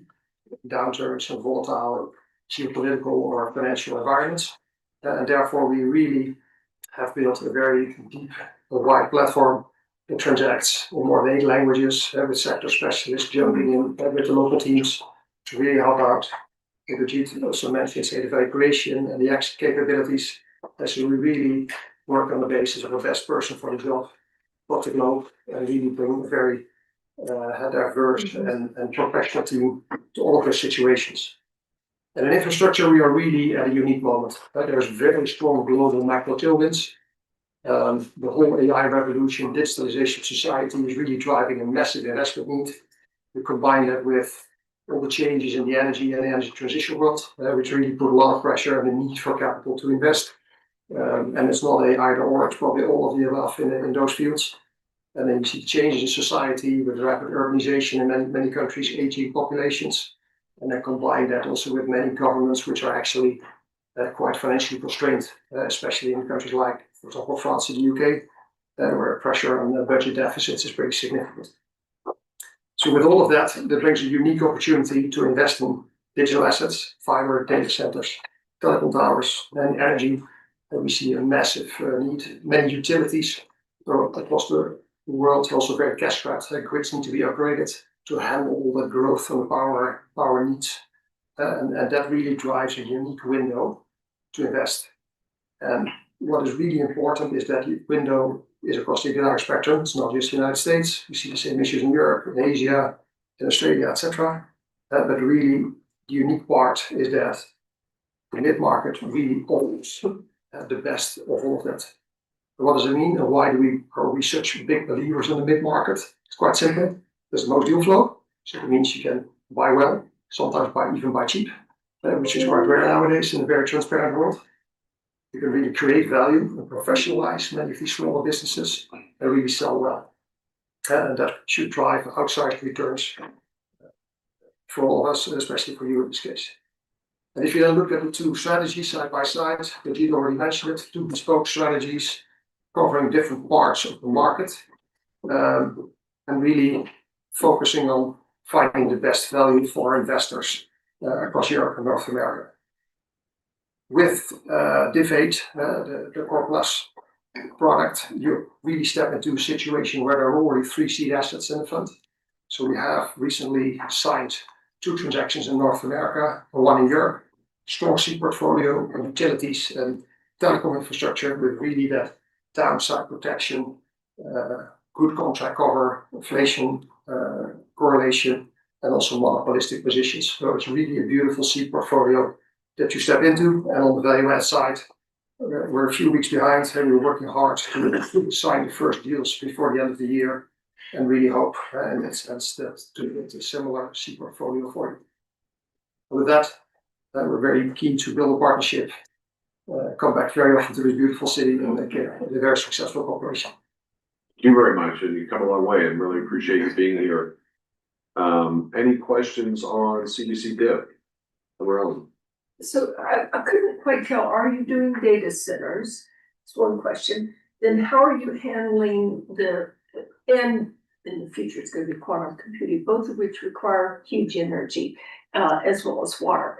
So are you investing, looking at where you put data centers, what energy or water sources are, and how are you coordinating that? To give you an example, how we've invested in a business in Utah with LRC3.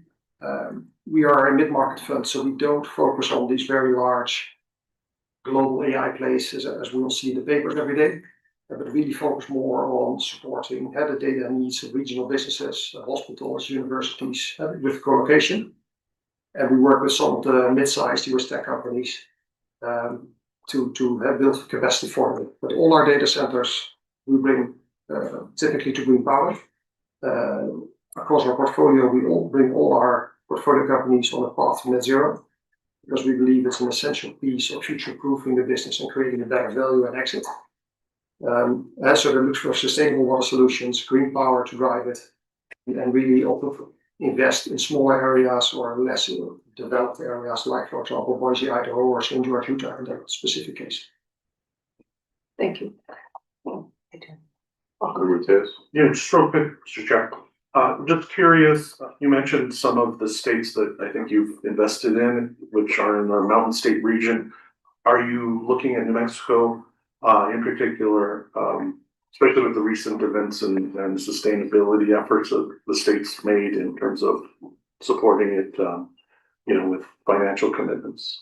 We would love to. So we own a few small wind farms here. We have, for example, invested heavily in modernizing water utilities in Arizona. So I know it's on the agenda of our portfolio companies and our investment team to do more here in the state. Excellent, thank you. Thank you, Madam Treasurer. Welcome to Mexico. I was leaning in the same direction once, member Ellen mentioned the data centers. We have one that is coming up in Doñana County. That might be something you might be of interest. And then in Corona, New Mexico, the largest in the Western Hemisphere, wind turbine, electric grid, etc.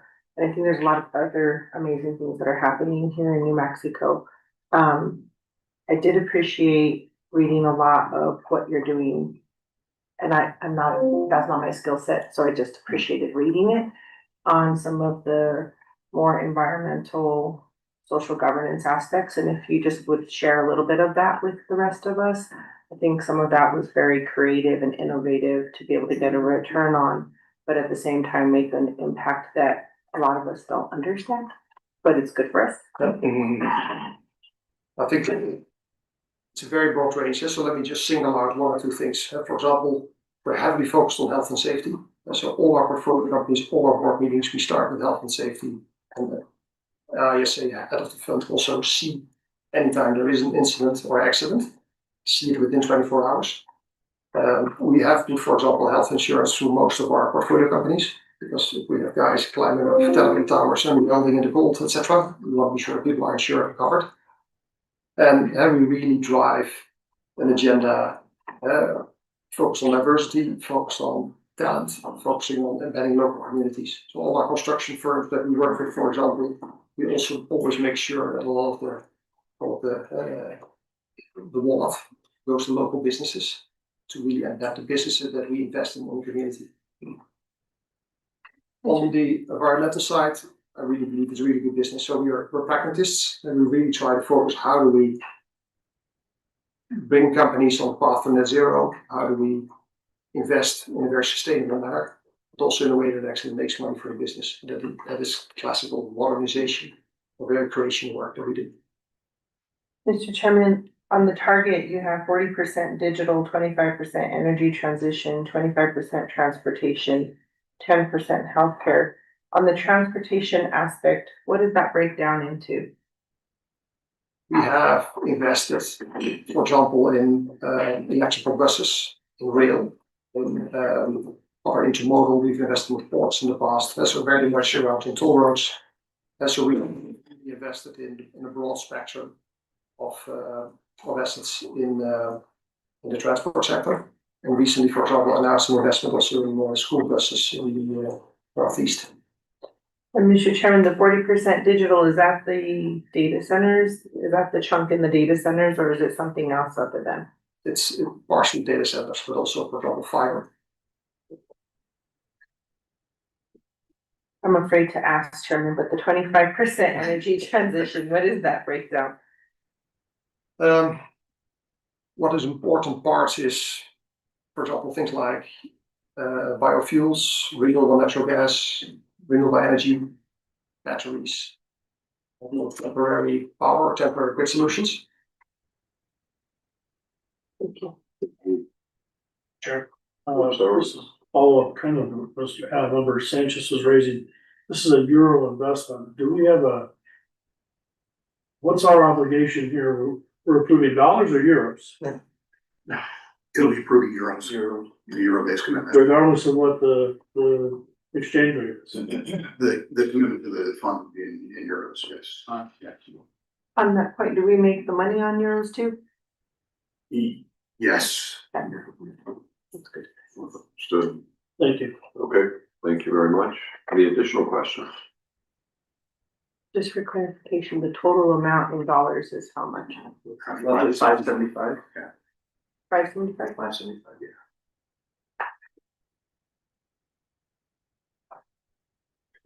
Mr. Chair, what's the timing of this investment?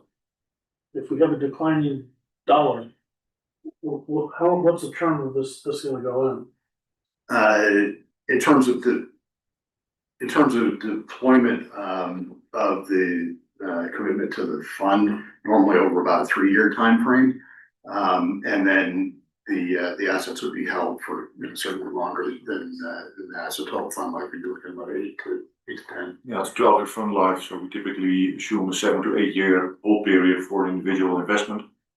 But you're right, so we have typically we invest in a 3-year period, so clearly over the 3 years. There will be fluctuations in exchange rates. That's right.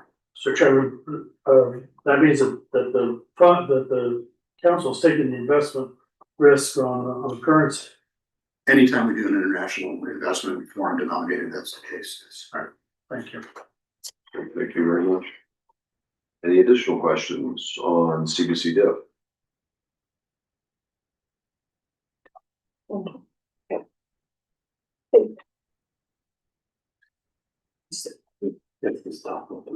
Yeah. Based on the recommendations of the Council Investment Committee Advisor Mercer, SIC staff, and general fiduciary oversight from RBK, I move that the State Investment Council approve a commitment of up to 200 million euros to CVC-DIF infrastructure 8, as well as a commitment of up to 100 million euros to CVC value add 4 and up to 200 million euros to a related co-investment vehicle, subject to and contingent upon New Mexico legal requirements, New Mexico State Investment Council policies, negotiation of final terms and conditions, and completion of appropriate paperwork. Second. Just one note, the amounts were flipped, sorry, it should be 200 million to the DIP value add and 100 million to DIP 8. Apologies if that was. 200 million to DIP value add 4. Okay, so the amounts in the original motion. Yeah. Incorrect. Okay. Apologies. 100 million to the CVC DIF 8, yeah. and 200 million, okay. Let me So change the it. value add, okay. Yeah. Okay, thank you for clarifying. We have a motion and a second. Could we have a roll call vote, please? Commissioner Stephanie Garcia Richard, Yes. Treasurer Lauren Montoya, Yes. DFA Secretary Wayne Probst, Yes. Nick Taz, Yes. Catherine Allen, Yes. John Bingaman, Yes. Kelly O'Donnell, Yes. Alan Sanchez, Yes. Chris Sumner. Yes. It's not in the affirmative, motion passes.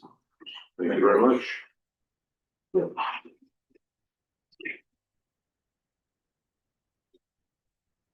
Just to our private debt, others, so the student opportunities, so.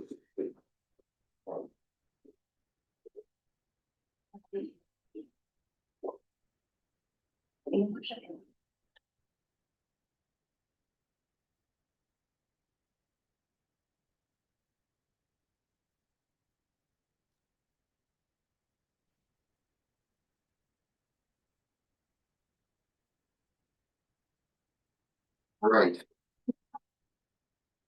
Thank you, Mr. Chair.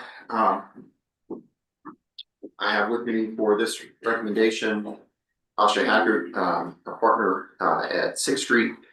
Online is Matt Dillard, founder for 6th Street, and then Mary Bates with Makita. Just start out saying, as far as portfolio fit goes, a couple things. One, Ops 6 is a truly opportunistic strategy. For those members that weren't at the credit committee, I spoke a little bit to the fact that we want to have essentially sort of an all-weather portfolio, and we want to have exposures that can add value really in every macroeconomic climate. And so while we want the portfolio as a whole to lean into more yield-oriented strategies, we are going to have flavor out truly opportunistic strategies, and the commitment for this strategy is sized appropriately. It's not some of the larger checks that you're going to see for direct lending. This is a $100 million commitment. So just starting out with that, and I think with that, I'm going to turn it over to Mary. Sounds great. Thanks, Tom. I'm gonna keep my comments fairly brief as it relates to the investment manager, as Sixth Street is an existing GP for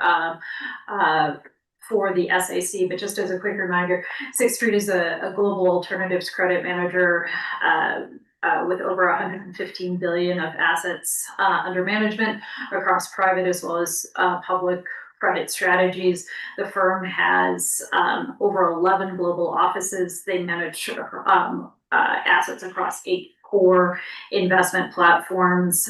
We'll let the GP go into those if they want to in terms of greater detail. In terms of the strategy, again, I'll keep my comments brief and the GP can go into greater detail if they care to. But this fund is a continuation of a strategy that you actually had exposure to in your private equity program, but has been moved over to the debt side. It's one of the GP's oldest strategy, dating back to 2009. It targets an IRR of 14 to 15% net and a targeted MOIC, or multiple on invested capital, of 1.5x or greater. And it is that focus on MOIC, which we'll talk about when we talk about the strengths and weaknesses of the offering, that we find quite attractive and additive to the private credit program. So as Tom alluded to, this is an opportunistic credit strategy, meaning that it is very broad based in terms of its opportunity set. It's focused on what the GP refers to as 3 core sub strategies: corporate dislocations, asset opportunities, and control orientations. Those are all specific to Sixth Street, so I'll let them go into more specificity in terms of how they define it. You have the track record, which we'll speak to as well as it relates to the strengths and weaknesses. But as we typically do, I'll focus my comments predominantly as it relates to our SWOT. So some of the things that we view very favorably as it relates to this strategy is the GP's performance as it relates to the multiple. So this strategy has performed well on a MOIC basis, largely hitting its targeted objective of 1.5x on a net basis. However, performance has lagged over select vintages on an IRR basis, which we'll talk through in a bit. We do appreciate its flexibility, and we certainly appreciate the strong sourcing capabilities that Sixth Street has. And again, we'll let the GP articulate those further. We also appreciate the stability of the team. We further appreciate the focus of this strategy on larger cap companies, particularly if we do hit periods of challenging periods. So we certainly appreciate, one of the things that we would note and bring to the attention of the members is the revised fee schedule that this vintage has, and I think it is one of the reasons that we're comfortable bringing it forward on the debt side. So with this vintage, the GP did change from charging on committed capital to charging on invested capital, which is more in line with industry standards as it relates to private credit.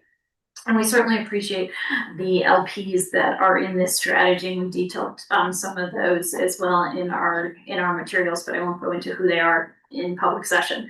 So some of our concerns, some of the things that we would draw your attention to, as well as the associated mitigants associated with that. So as already mentioned, the targeted IRR on a net basis has lagged the stated objectives in some of the prior vintages, most notably in Ops 3, which is a 2014 vintage, and Ops 5, which is a 2022 vintage. So a lot of that, while there have been a handful of problem credits driving some of that, much of it was attributable to what we've already alluded to, charging on committed capital as opposed to charging on invested capital, as well as the manager's historical lack of use of financing, which we'll talk about in greater length in a bit. So one of the things that we do want to draw to your attention, and we outline this in our materials, is it is fairly irregular to present a pro forma track record, particularly for a strategy with this long of a track record. We did present, and the manager did share the actual performance, which again ties back to the underperformance relative to target on an IRR basis.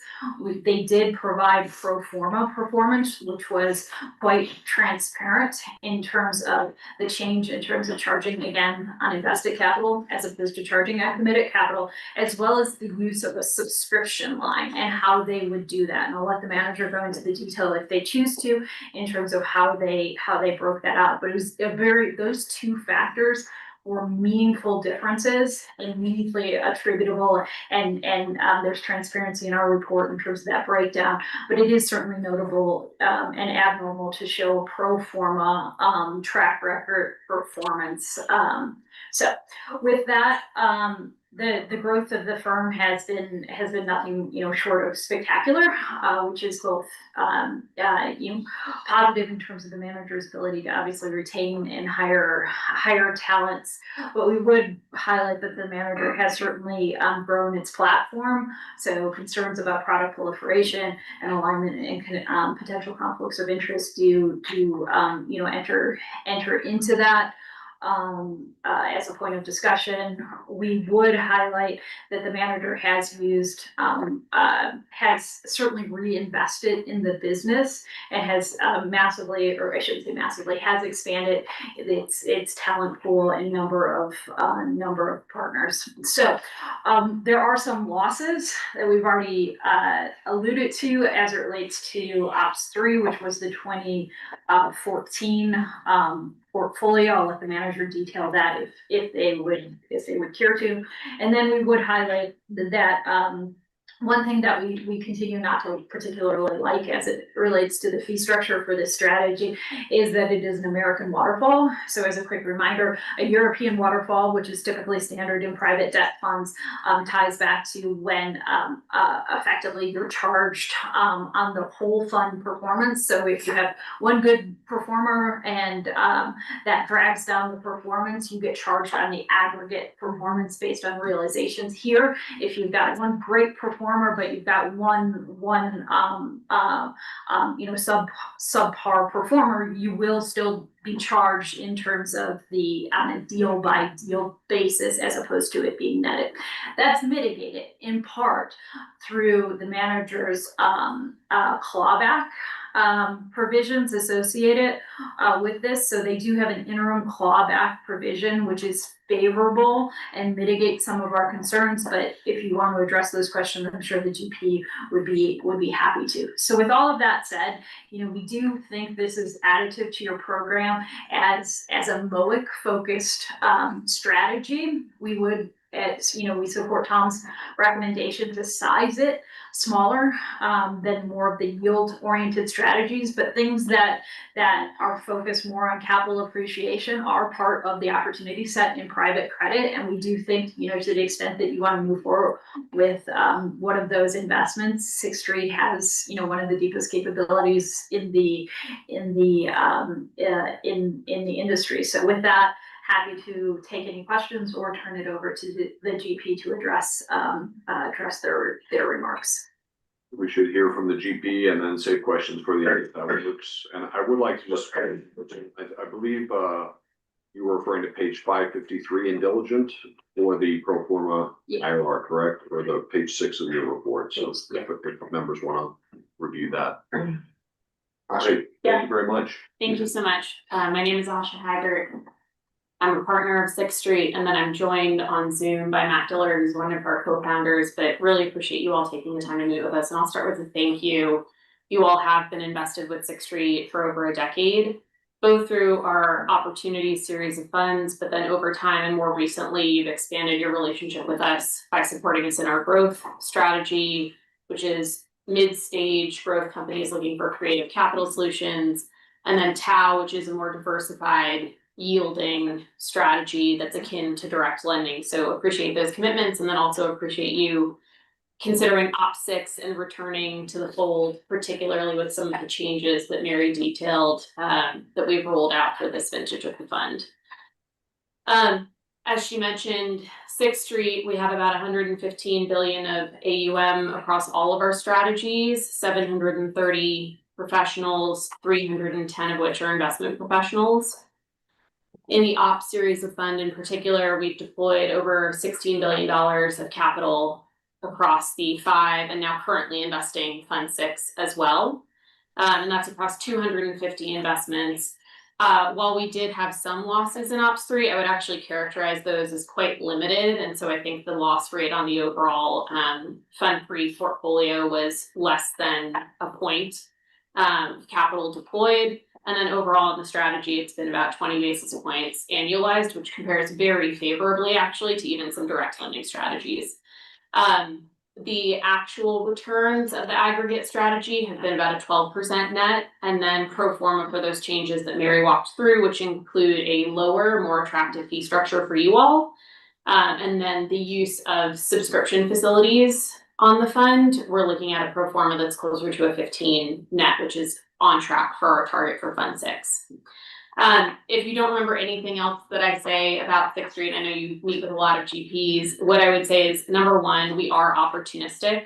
That's a buzzword today in the industry, but that's the variety of investing that we've pursued since the mid-90s, early 2000s, going all the way back to our time at Goldman Sachs, and then on a dedicated basis at Sixth Street. So opportunistic. Number two, one team. We work across the entire firm for this strategy, and so you are really reaping the benefits of all that Sixth Street has to offer. And then we actually select into our highest returning deals for this series of funds. So one team. And then number three, investor first. We're not a publicly traded manager. The thing that we measure ourselves against are the returns that we deliver to you, our investors, which is why we've made this change to allow you to essentially participate in more of the asset level returns that we've been generating historically, which we're really proud of. I appreciate Mary and Tom saying some nice things about us. They put us through the ringer in diligence, so it's actually great to hear some positives coming out of that. I'm happy to answer any questions that you all might have. And then Matt, I know, is also happy to cover any topics that you have as well, but I'll keep it brief. Thank you very much. Any questions on Sixth Street opportunities?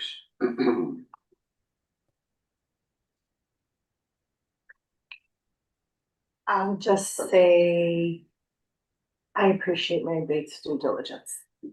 We all do. No, but to her point though, if you could just go a little bit more in detail, the difference on the waterfall. Sure, yeah, I actually, it's a good point. So I would actually characterize, and I think that the clawback is a relevant point, but I would really characterize the difference between an American waterfall and a European waterfall as you kind of end up in the same place at the end of the day.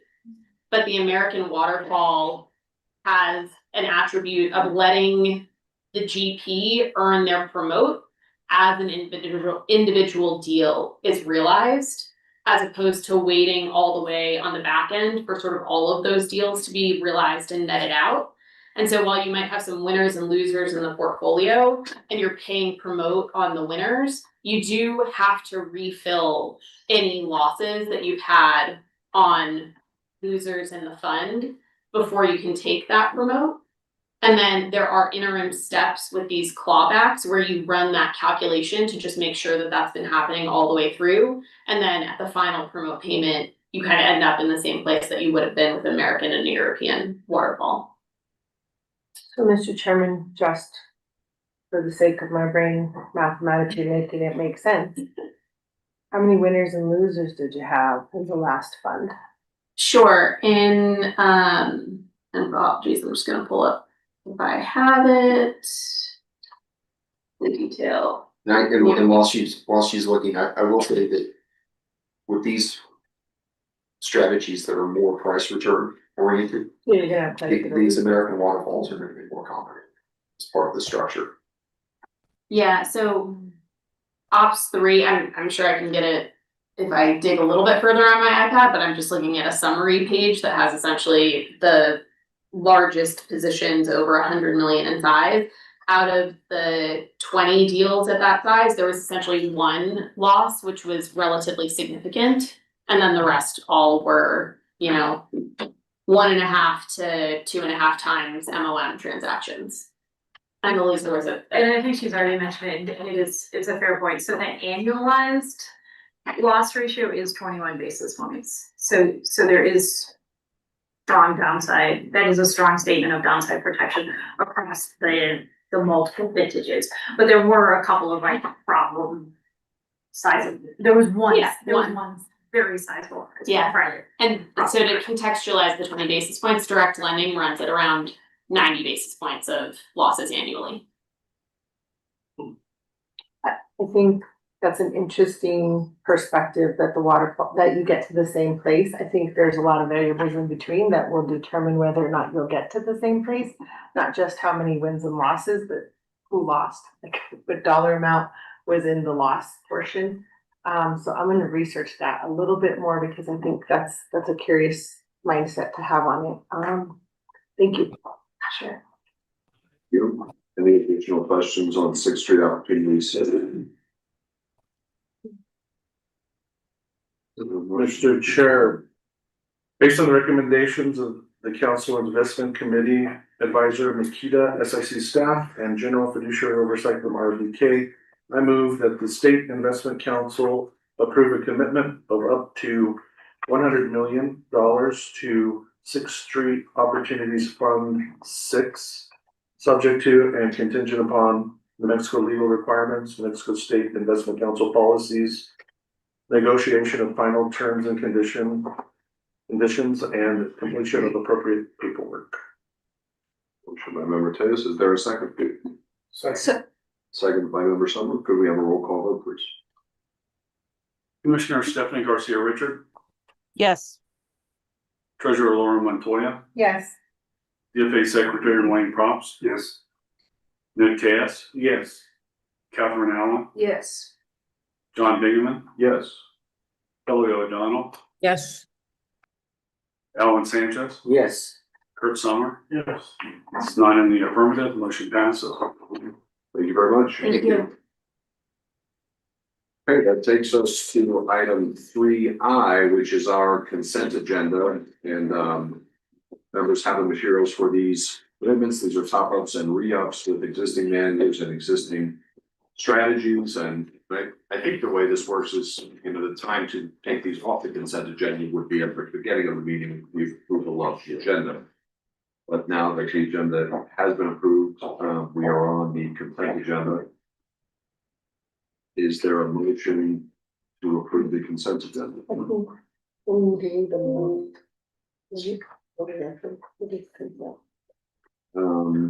I think the motion itself contains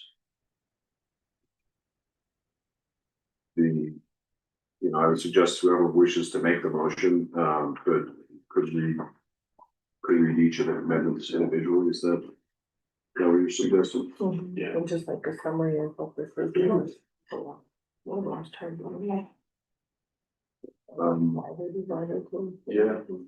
I mean, I think, this is the framework the council had adopted for these top ups and re-ups. I think, not hearing any other motion, I'm happy to make the motion since we reviewed this in our committee last week. I move that the State Investment Council approve today's consent agenda commitments as reviewed and memorialized today's meeting, subject to and contingent upon legal requirements, New Mexico State Investment Council policy, negotiation of final terms and conditions, and completion of appropriate paperwork. Those include the agreement to separately managed parent fund of $175 million commitment, and Carlisle property investors top up of $200 million, and the Oak Hill Advisors Olin strategy, $150 million and $150 million to a related co-investment vehicle. Second. Okay, thank you very much. We have a motion and a second. Any discussion? Just, if somebody could just tell me how much we already have with Carlisle? In this particular fund, it's 100 million, across Carlisle more broadly. I think the number was roughly $1 billion. And there's another Carlisle properties fund. And that franchise has 500 total across it. SIC, which is split across real estate and real assets. Those would be about $1 billion. That giving effect to this. Mr. Chair, members, just also want to note, for the Green Oaks co-investment vehicle, they would be able to invest alongside Fund 6, which was previously approved by the council. They would also be able to invest alongside other similar funds in that fund series. So just wanted to note that. Thank you. Any additional questions or comments? Hearing none, we will take a roll call vote, please. Commissioner Stephanie Garcia Richter, Yes. Treasurer Laura Montoya, Yes. DFA Secretary Wayne Probst, Yes. Nick Cass, Yes. Catherine Allen, Yes. John Bingaman, Yes. Kelly O'Donnell, Yes. Alan Sanchez, Yes. Kurt Summer. Yes. That's 9 in the affirmative, the motion passes. Okay, thank you very much. Let's move on to our CFO report and hear from Mr. Schiff. Mr. Chairman, just a couple of comments from page 788. I wanted to emphasize within my material this quarter, we have the investment holdings report for the ended September. And I try to emphasize this when we end on the quarter end. You have fund roll forwards for not only the prior month, but the prior quarter, so your starting point will differ a little bit. So I just wanted to make everybody aware of that. And then also just wanted to report that the audit is in full swing. It's a very busy time of the year for us in accounting. The draft report is due the Wednesday before Thanksgiving. And I think we have an exit conference that's scheduled on November 24th at 10 a.m. If there's anybody not on the audit committee that wants to attend that exit conference, they're more than willing to do that. And that's all the comments I have, unless there's questions. Thank you very much. Are there any questions on the CFO report? Hearing none, I believe we're on to closing matters. Any old or new business? The Southwest Institutional Forum is gonna be tomorrow on Thursday, and they are honoring Greg Smith, and John Clark is going to go up there on his. Fantastic. Make us aware of that. Now we are on to item 5B, the proxy voting for Tesla. I knew I'm supposed to recognize the treasurer. I believe the staff may have some information for us about our policy on proxy voting. Would you like to hear from them first, Madam Treasurer? Okay, good morning and thank you for the hot potato. I've been out about this. John asked me yesterday to kind of put together some comments and I think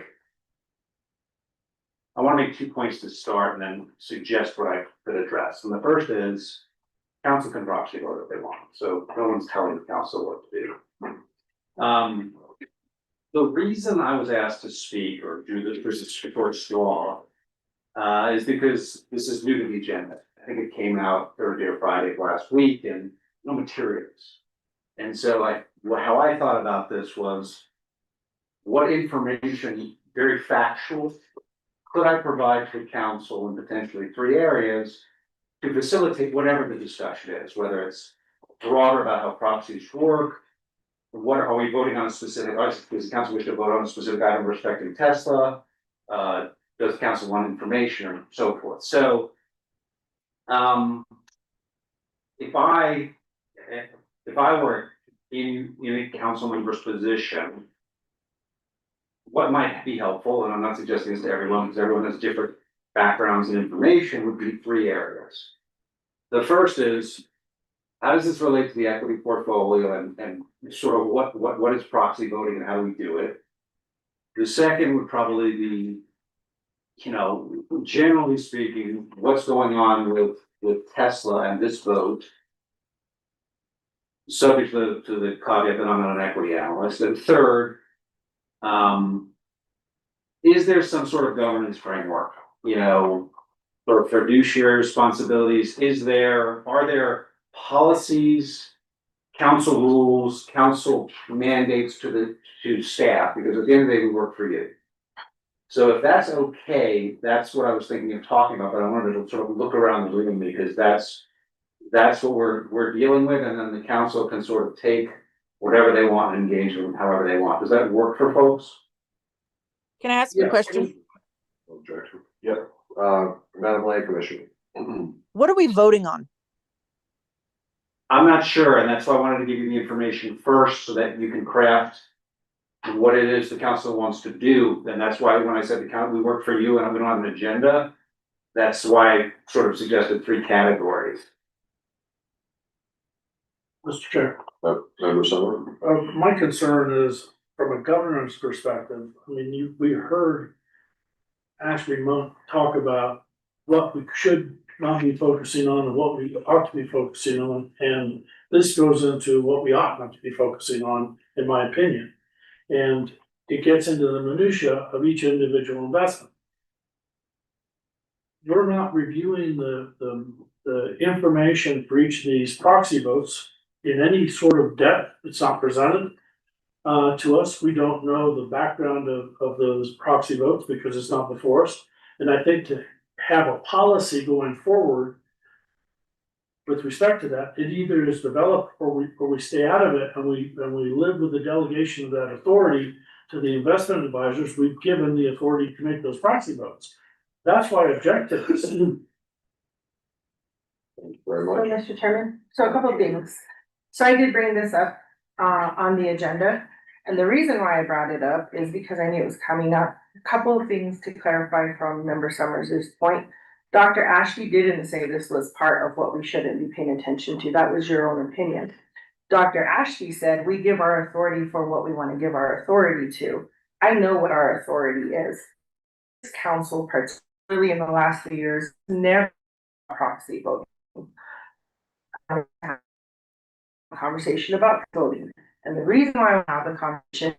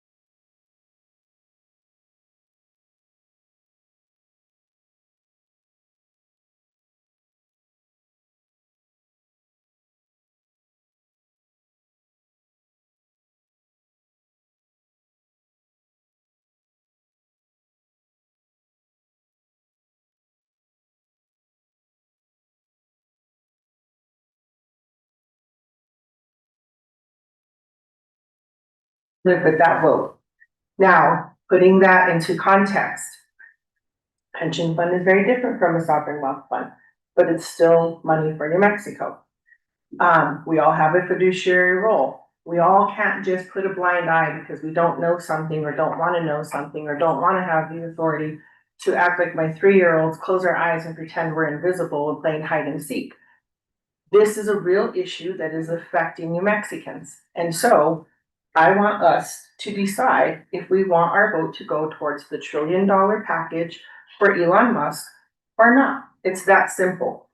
There's, John educated me a little bit on proxy voting for SIC, and then I got a little bit of an education from Para and ERB. My understanding is with SIC, we have some legal language that says they're supposed to vote in our best interest. To me, my best interest is that I would not want to be on the record saying that I, in New Mexico, would support a $1 trillion package for someone, especially when people are losing their jobs. We're the #1 Medicaid recipient. We're the #1 food stamp recipient.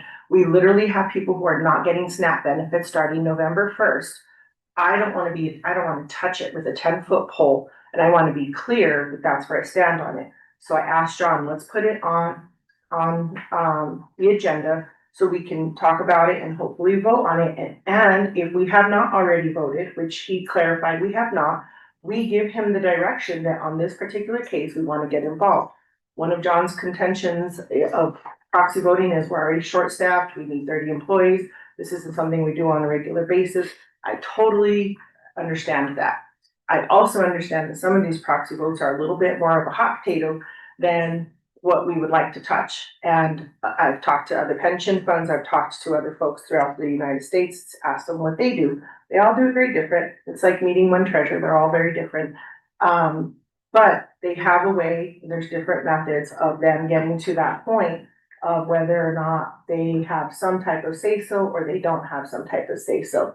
We don't have a proxy voting policy that I'm aware of. The only one that has one is Para. If that is true, I've never seen it and it hasn't come before this council in 3.5 years. So I haven't seen it in an investment policy or anything else. I'd love to see that. At the end of the day, I know that we have the authority, if we so choose, to have a motion to say, we want to give the direction to Northern Trust and to John Clark to give to Northern Trust that we don't want to be supporting a $1 trillion package. So with that came this conversation.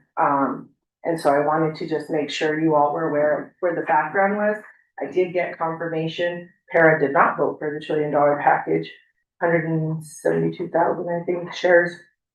Yeah, we did not vote for the package. One of them voted against one of the members and one of them voted against two of the members. And so that leaves us here today. Thankfully, we haven't had a vote done.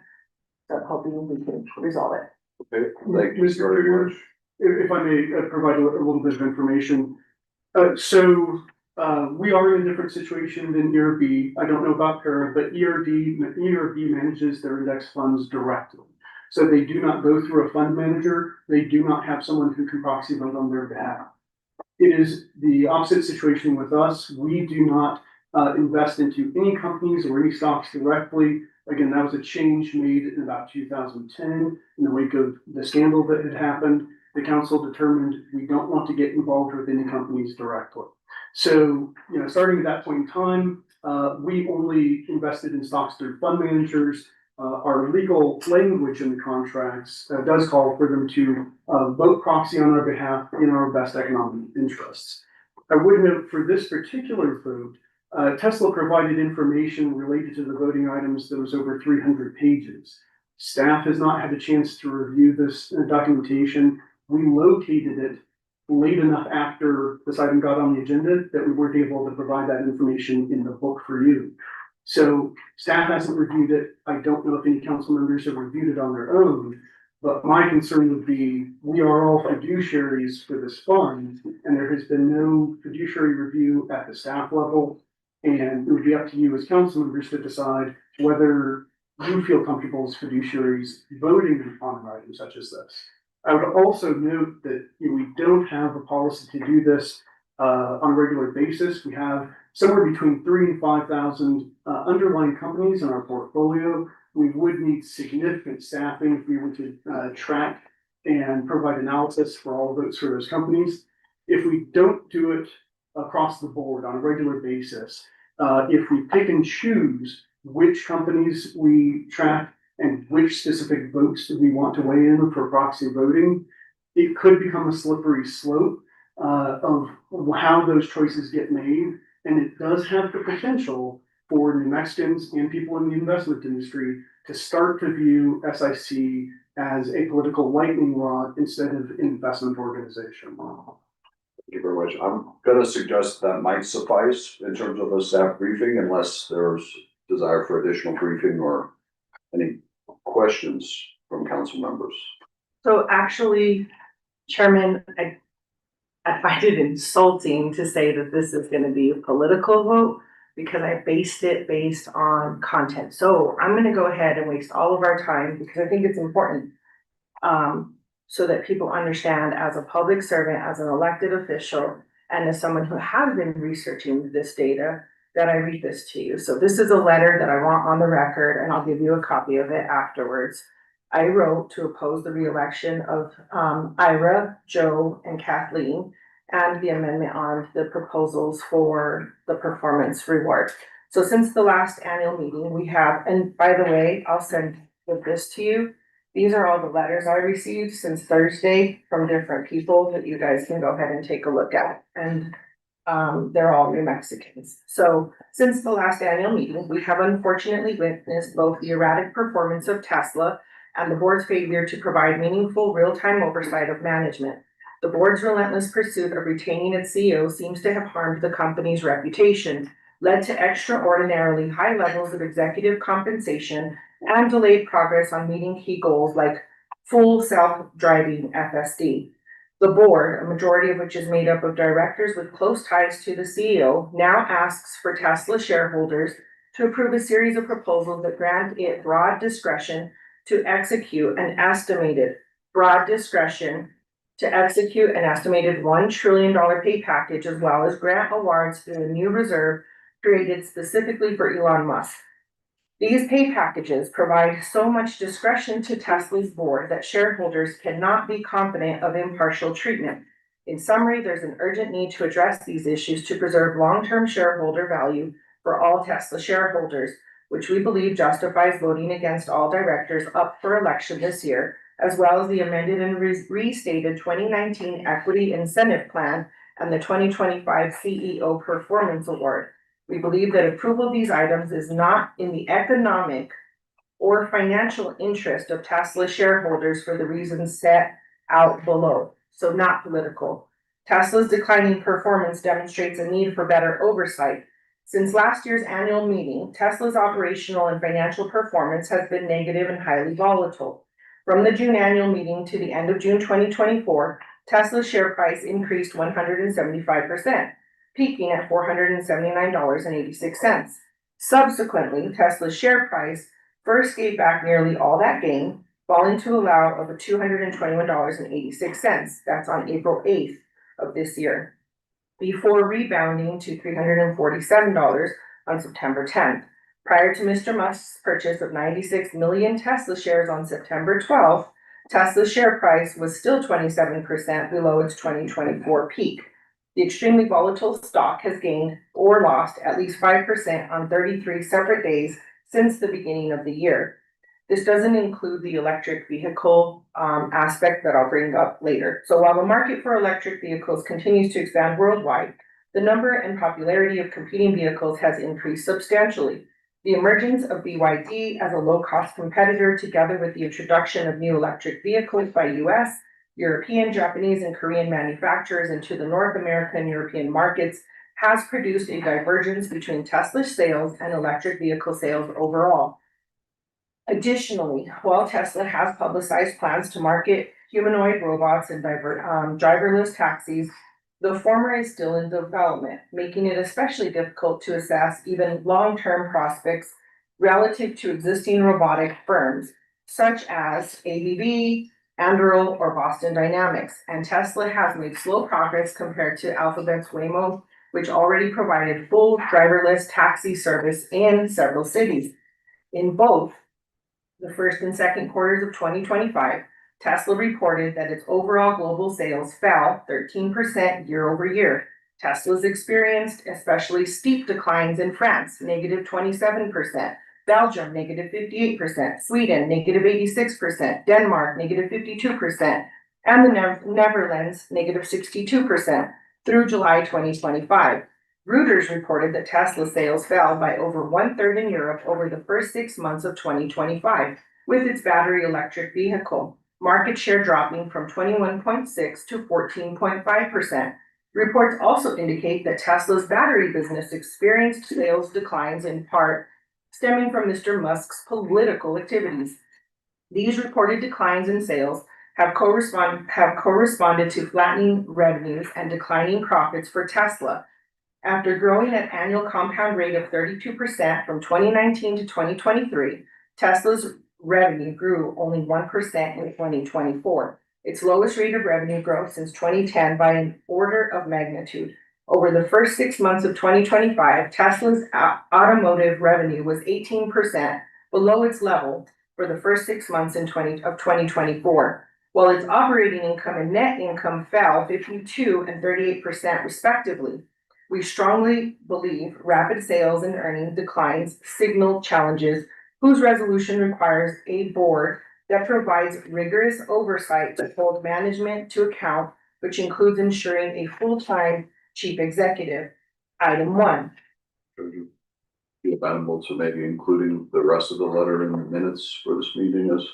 I would like to read it actually, because this shows you all of the data and the proof that is not political as to why I, as an elected official, signed on to this letter with several other elected officials who also have a fiduciary responsibility. And since other people may have not done the research, I thought maybe it would be good for me to read it, or I can give you guys all a copy of it.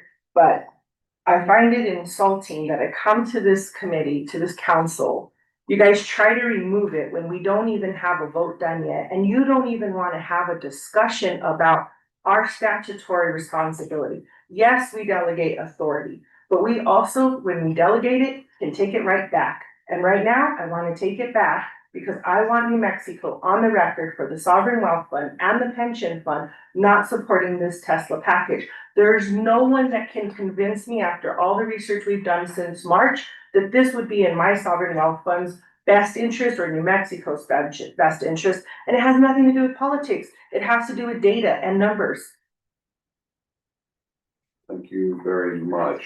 And I'm sure no one intended to be insulting in any way. Are there additional comments that any councilman would like to make? Any questions any members have for our team regarding proxy voting or any other matter related to this? Yes, member Tate. Yeah, Mr. Chair, I think this is a really important thing to bring up. I feel like it is in our purview to understand how proxy voting is handled with our fund managers.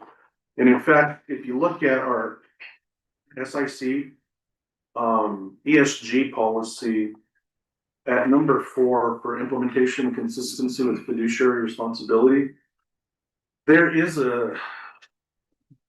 language in there that talks about, let me just start at ESG considerations will be integrated into all asset classes through investment manager due diligence conducted by the SIO and the council's consultants. In addition, an analysis of the investment manager's overall ESG approach and the manager's written ESG policies can be conducted by using the following for private partnership fund investments.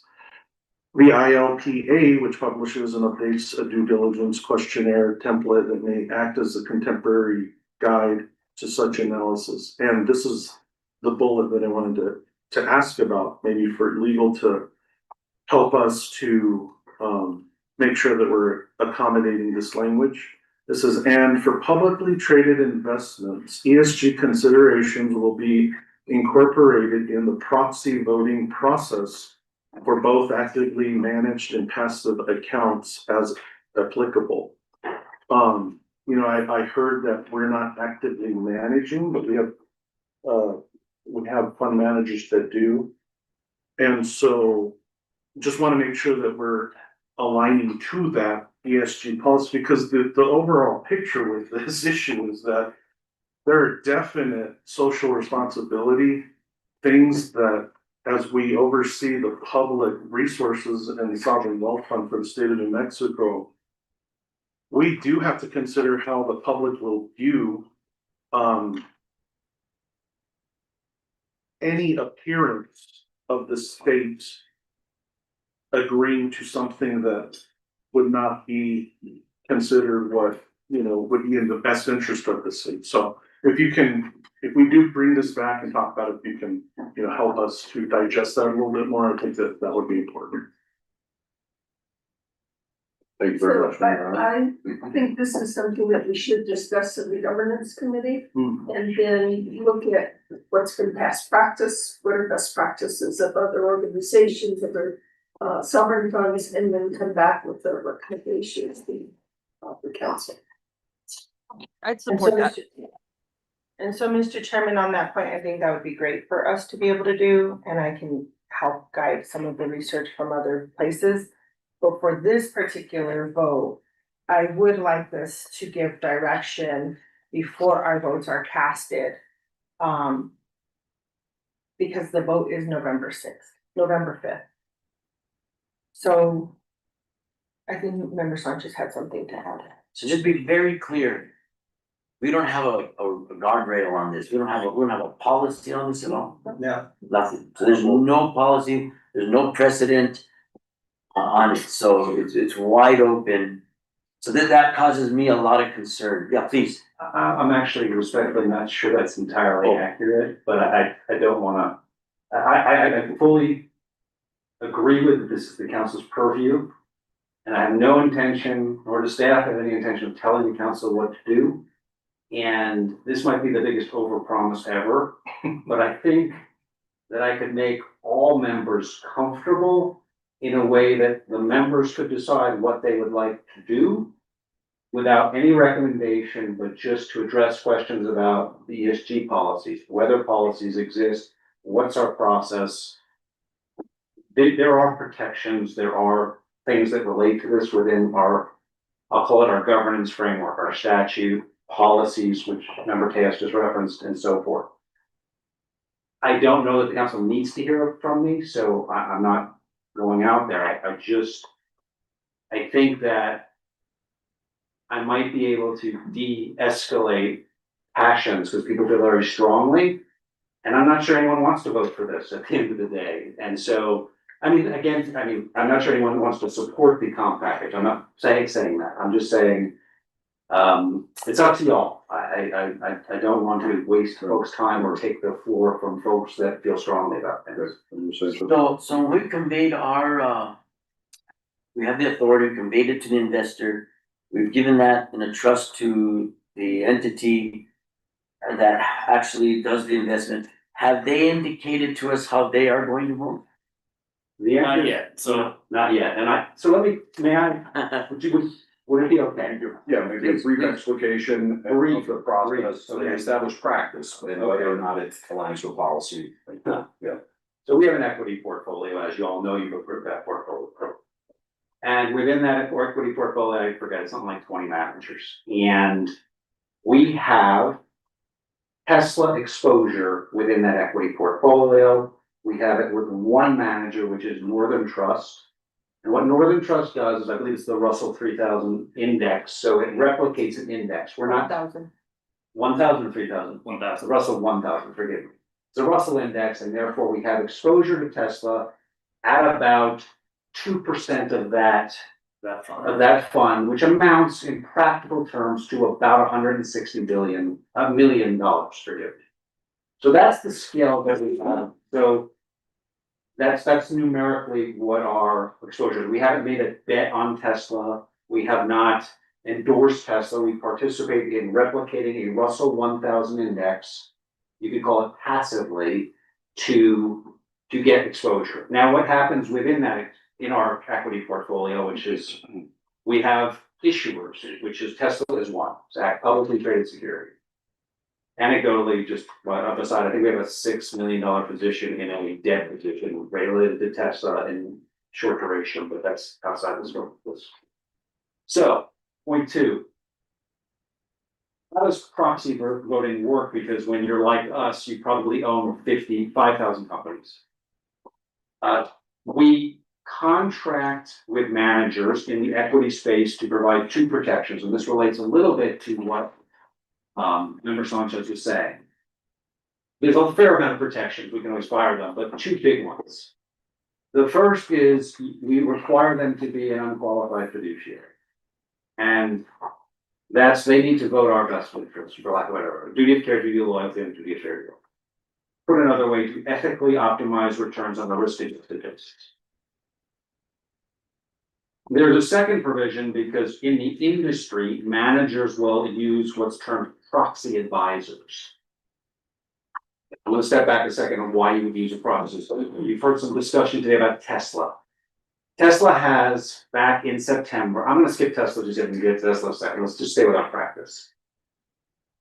Proxy advisors are specialists and retained by folks to analyze economically what's the best thing to do in their mind. And our managers take that advice, and I don't know if they're obligated to use it, but they they take that advice. The two biggest proxy voters, advisors in the country, one of whom advises Northern Trust, said we're against this. Or specifically, they're against the pay package, and they voted against, they're advising to vote against one of the 3 board members being reelected. And so, And then there's 14 items, so there's other things that they're also advising against. Right, correct. So you have some protections to some degree, as I try and make you comfortable that we have good contracting. We have responsible managers who are fiduciaries. We have, who use this sort of proxy services, and proxy advisors on balance seem to do most institutional investor type stuff. They have about 30 to 50% of the votes, if you will, on what they're advising to, if you will, on average. Now, Tesla, stepping back. And by the way, let me, and I'll get to the policy in a second, because that's the framework on the end, so I haven't forgotten, just point me after that. There's a lot here. Tesla, mid-September, I did this yesterday, by the way, just in anticipation of this, so bear with me, not the Tesla analyst. Mid-September, Tesla issues it's called a 14A filing. It's a proxy filing. It's an SEC filing.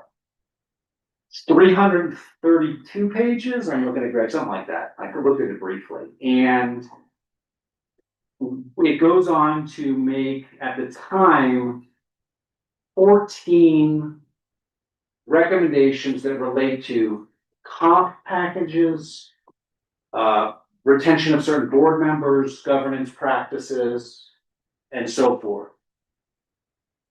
I do not know if that 14 has changed, because there's a process by which shareholders can also add things to stuff, and the board can do it. Tesla shareholders said, like, for example, we want protected speech, and we don't want political speech in our stuff, and so there's fighting as to what exactly is there, but that's out there. And after that happens, folks get interested. I'm trying to be as neutral in my language as I can about what the heck is going on here, because the treasurer is correct. There is roughly a $1 trillion comp package recommended by the board to Mr. Musk. And that has a 12-point metrics of like tranches of pay things that, you know, if you have this market cap, this market share, this growth, and we're gonna look at it from a 20-year period, not a 1-year, whatever. You get the idea. It's speaking personally, this is not your legal advice, ridiculous, right? Okay. And then, so that's all out there, and it gets interesting. And so, in no particular chronological order, the proxy advisors come out and say, the two biggest ones, arguably, and ISS is the biggest, and they advise Northern Trust, and they come out with this public information, they say we're against this. And then it gets really heated. I'm not using the word political, it gets heated. And you have entities like the Florida Investment Board says we're for this. And you have a collection of state treasurers and the comptroller of New York. And I don't want to put these people together, but there are groups of folks that say, we're totally against this. And so you have competing views about the proxy system. And then it gets to the point of, well, you know, what do we do? How do we want to handle this? How are we at least convincing folks that we think we're responsible as a staff, that regardless of your view, you can trust staff to at least present agnostically information. And that relates to our sort of governance stuff. So how do we operate as staff? How does John operate? How do we think about this? And the first point is, staff, like the council, are unqualified fiduciaries. So I'm so oversimplifying, we're trying to do the right thing or ensure that the right thing happens. The second thing is there any policy in place? Maybe that's third, but I'm going to go into it this order before I forget. In 2021, there was an ESG policy adopted by the council, and member Tejas read from paragraph 4, which is underlined labeled fiduciary responsibilities. paragraph 5 says, and we approve the use of proxy advisors. That's the next paragraph. So there was discussion of, this is sort of how we operate because, and I'm not saying anyone's political, I'm saying it depoliticizes potentially any process in a way that was viewed by the council and is viewed by me as fiduciarily appropriate. That is, you're going to experts who analyze this stuff. Well, what's the other, why, you know, I was here for that, and so why did the council sort of do that? And in my mind, and again, not suggesting anyone is being political here, it's a straight economic matter. Does $1 trillion make sense? And is this good for what, and what are the ramifications? And I don't intend to go there, it's beyond my scope. But, you know, we did have some advice, not just advice, we had an HEK report, you know, at post a scandal 15 years ago as to sort of try and depoliticize, to be Switzerland, I don't use the word political, to look at straight, how do I ethically optimize returns on a risk adjusted basis? And so, yeah, I could see this falling under ethics, like, is this a good idea? Like, I'm not suggesting it's not. And so, you know, you're in a position where, and I'm gonna have this anecdotally at the end, like, this is personal and has nothing to do with your analysis. Elon Musk strikes me as an awful person, and I own an EV and I refuse to buy a Tesla. None of that is relevant to your stuff. But, you know, we do have people who think about this kind of thing. And so we're all trying to do the right thing. No one's trying to influence how other people vote. I don't know the answer to the, you know, what's the economic thing. I mean, I read this weekend that, you know, the board chair was one of the people they're thinking of potentially that was in play was, you know, he might quit. Maybe that's a good thing, who knows? I've seen other people, you know, it could destabilize markets or this, that, or who knows? This is way beyond that. I say all that just as background of, I'm not sure there's anyone in the room here who would want to approve this, and I'm not saying that. Matter of fact, I think there's probably no one in this room, but there are protections and policies and, you know, fiduciary reports and stuff that support let the process play out, but I'm not saying to do that. I'm just saying that's some of the framework, but it is entirely in your purview if you feel strongly to vote that as well. And so I'm stopping. I hope that addresses your points. I wanted to underscore the notion of, we do understand what's happening. We all talked about this yesterday.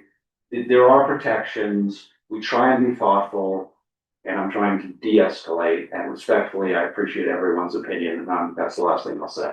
Okay, thank you very much, Member Central. Yeah, so as a member of this council, coming forward and trying to be a fiduciary and a trustee. So I'm thinking about the collective wisdom of our predecessors after the scandals in creating a system where we find, because we're not experts in everything. I know what I know and I don't know what I don't know.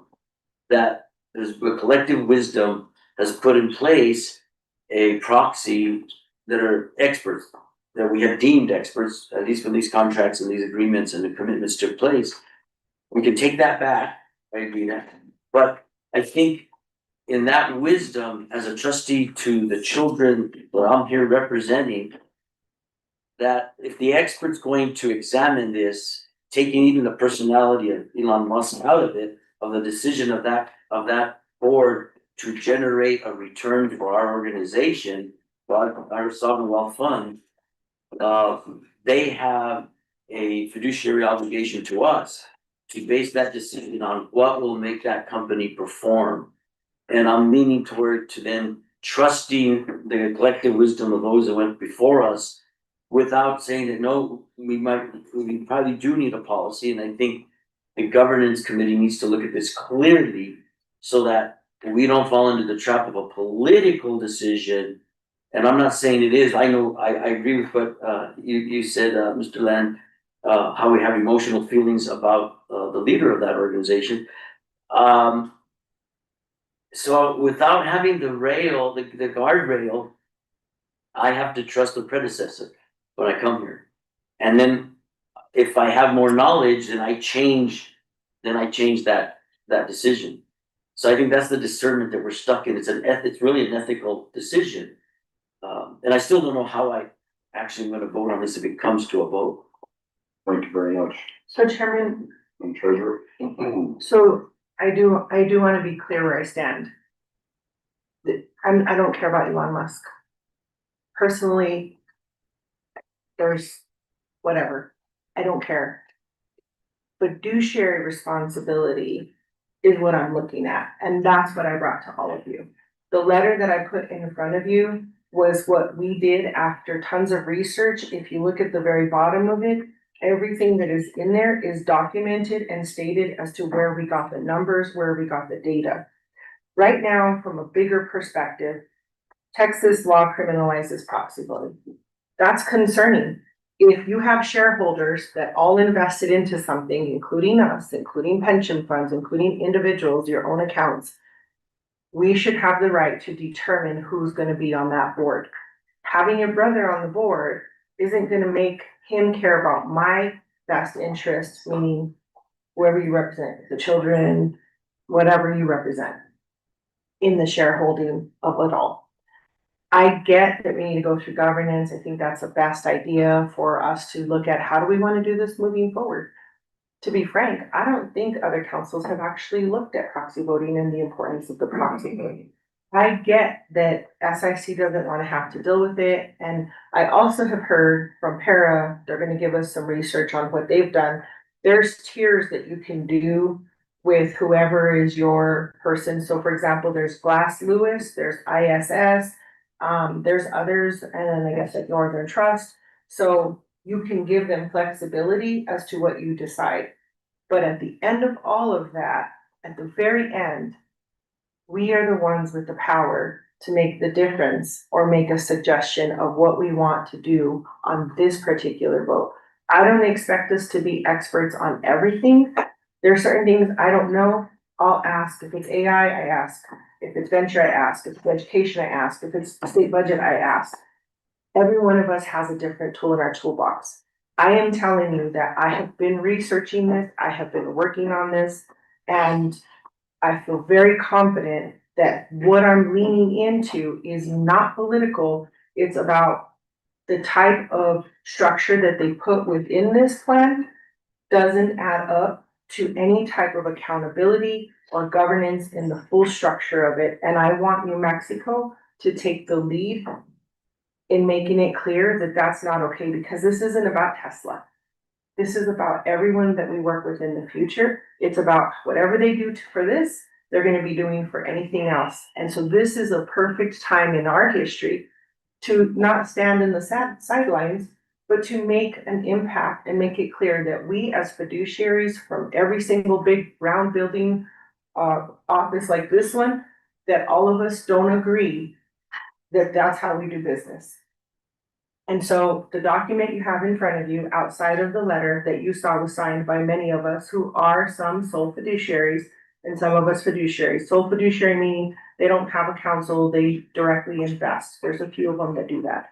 I don't do that directly. I'm on councils or boards, and even my stick helps assist with the 20 billion we have. The other letter that you just got are the packages that our legal counsel was looking at. It's the ISS package. So sort of what Mr. Dunn was talking about, this is what this looks like. Those are the different proposals. ISS put in whether they agreed or disagreed on any of those items. The people that I'm mentioning specifically are in my letter. One of them, as I just stated, is a brother. The other two have a lot of detailed connections. I can't hire somebody who's my baby's mama's sister's brother.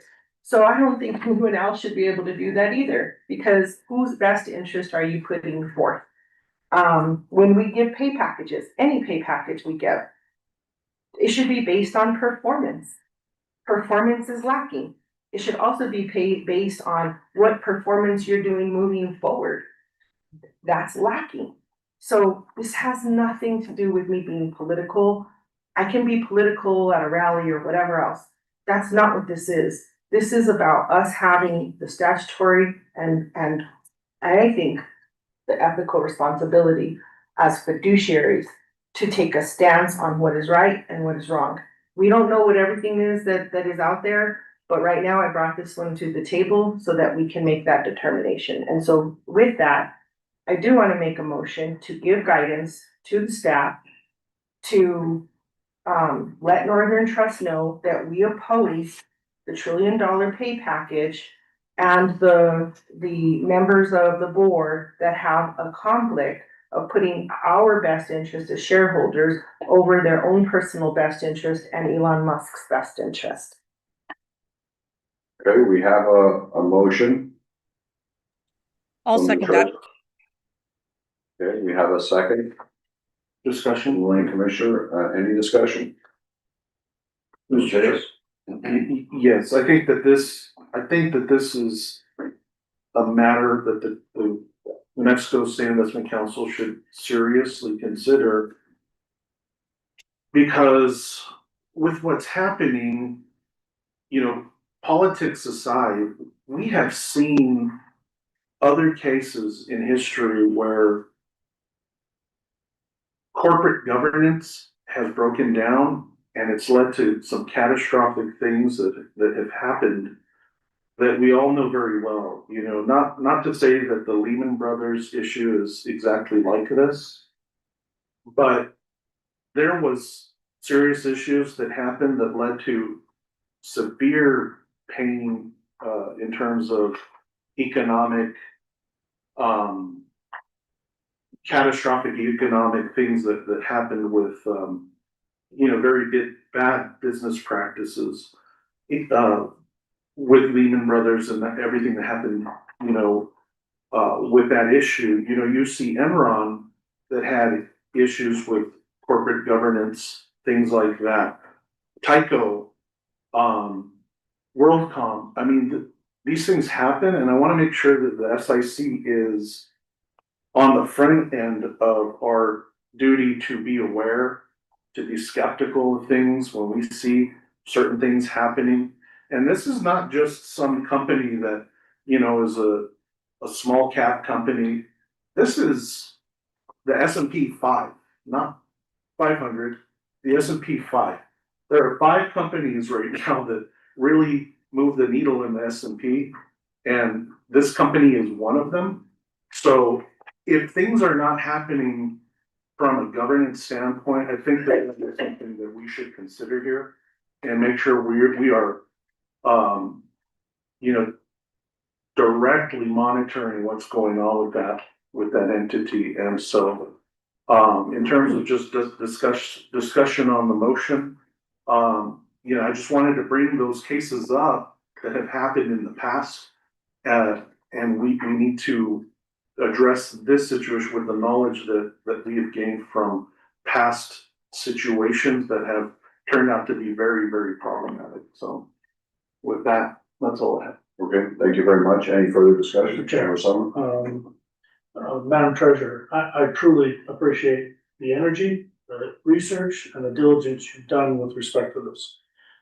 I'm against it simply because I think it sets a policy and precedent about picking stocks. It's part and parcel of it. As a private investor, if I object with the board and governance of a particular company, I sell the stock.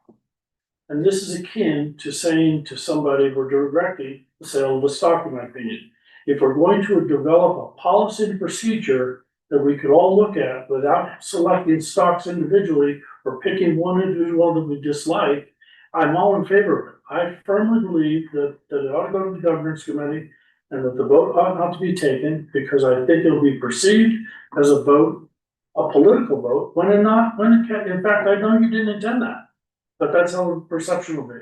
And we have a policy for proxy delegation, and it sounds to me like the group that's been selected has made a decision that we all would support. So that being said, I don't think we need to weigh into this particular discussion on this point. So, Mr. Chairman, just to clarify, this is not about deciding whether or not to support stocks or not. This is the voting that goes before everyone, that the shareholders get to vote. It's just like when you vote for governor, lieutenant governor, whoever. That's like saying, I don't wanna go vote because I don't want people to think I'm gonna go vote to support my own best interest. This is not about deciding what stock we're in or not in. This is a vote that is to take our shared votes forward, stating what I stated in the motion. So I just want to clarify that. That's not saying we wouldn't invest in Tesla. That's not saying, I'm not gonna hurt my own best interest. We already have money in Tesla in our 2 pension funds and our sovereign wealth fund. This is letting them know from a governance standpoint, we are not okay with this type of lack of governance from either board members or putting the interest of anything else above or before our portfolio, which is what we're supposed to do.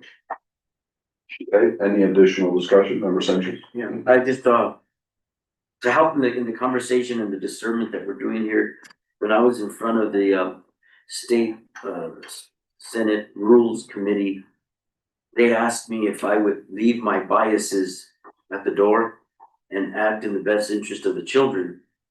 And at that time, they thought they had a lot of bias, that I had exposed a lot of biases in saying, how would I would control those. And, this is one of those rare instances that I'm struggling to leave the biases at the door, to move to an ethical position. This is, probably a historic, as we're understanding, because we haven't been doing this, it's a historic, motion that's in front of us.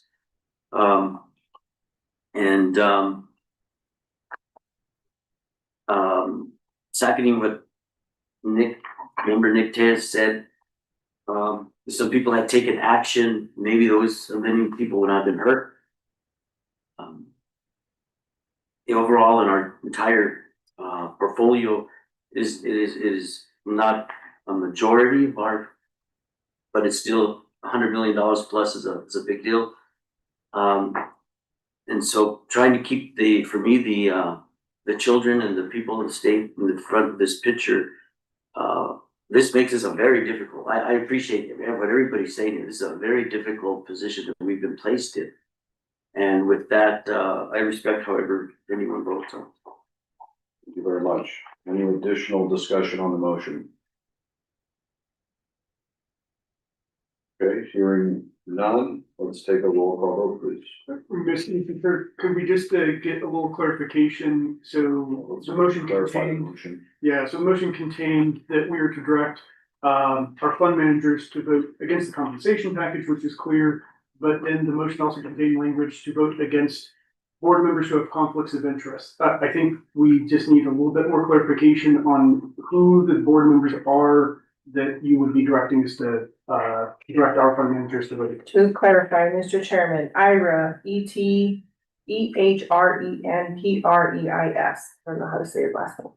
Joe, GEBBIA, and Kathleen Wilson Thompson and Kay Musk.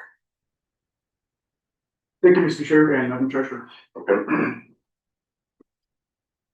Commissioner Stephanie Garcia Richard, Yes.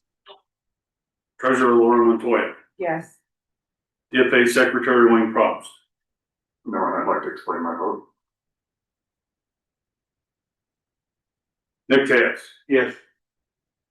Catherine Allen, Yes. John Bingaman, No, explain my vote. Kelly O'Donnell, Yes. Alan Sanchez, Yes. Kurt Sommer, No.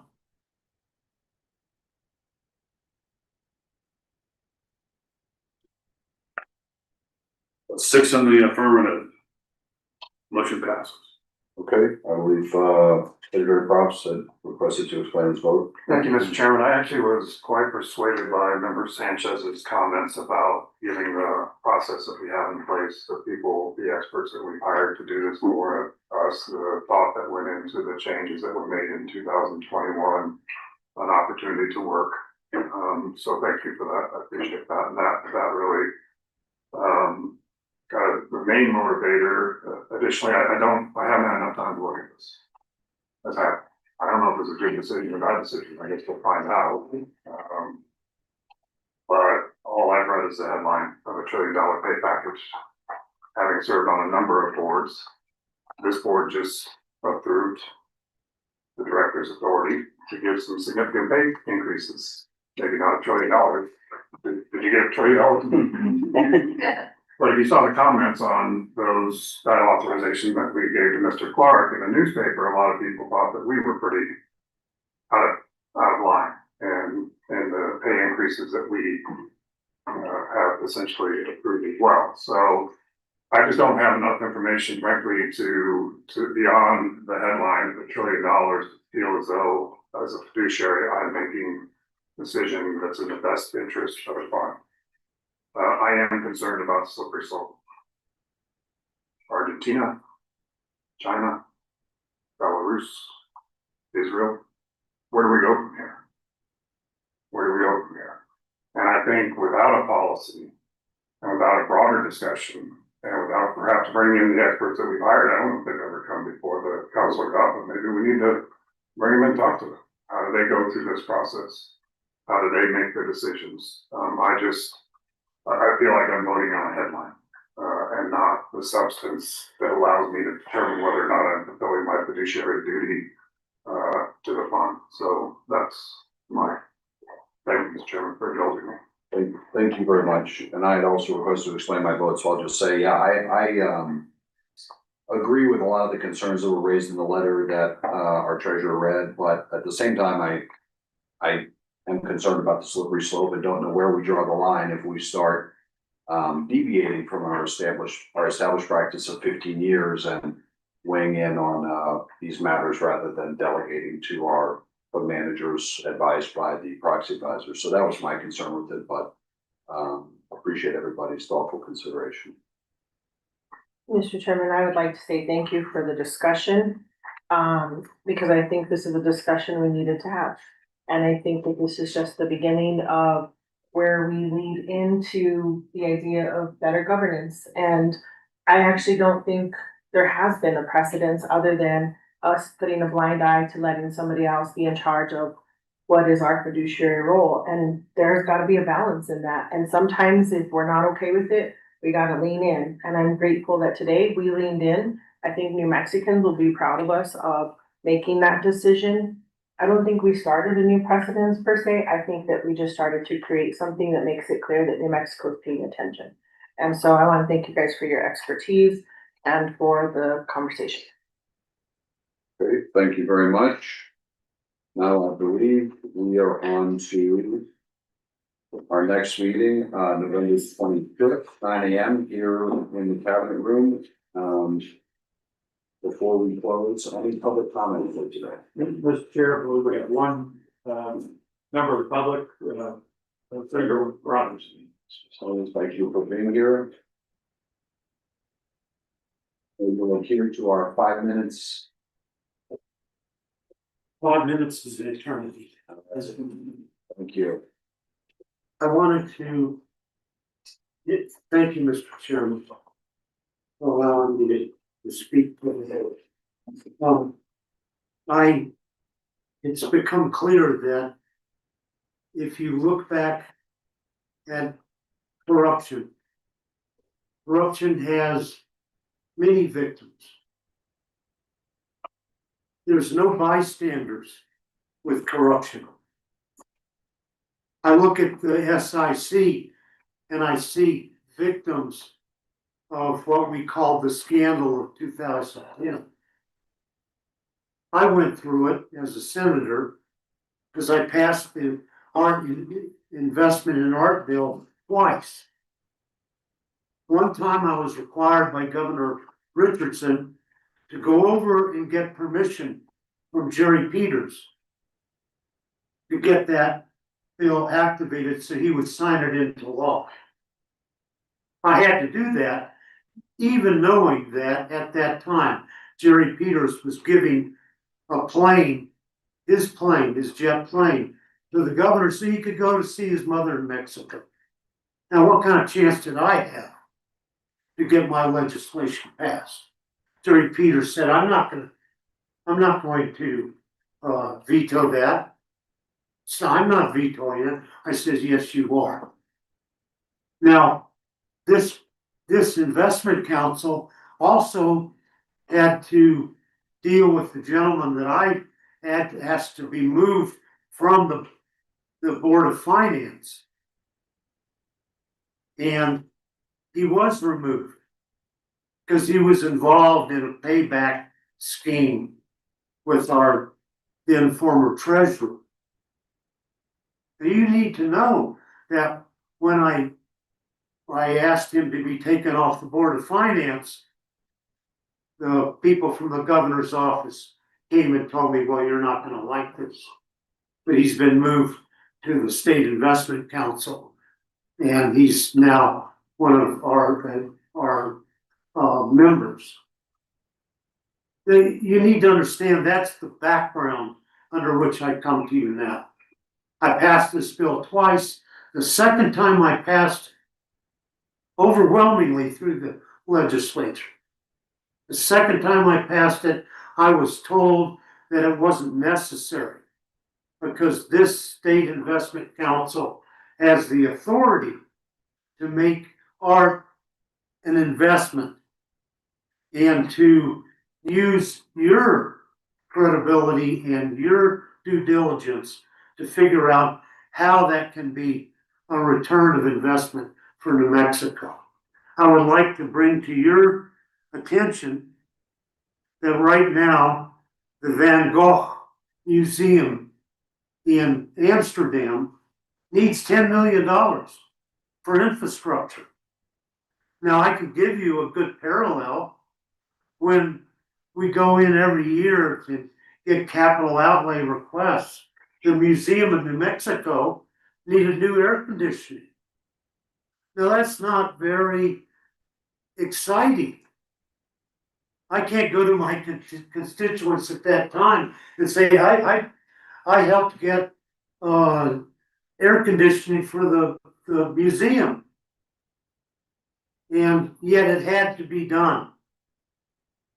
And so with my capital, which was minor in those days, I made sure that there was a capital request for air conditioning for the museum. Infrastructure. Well, that's what Van Gogh needs.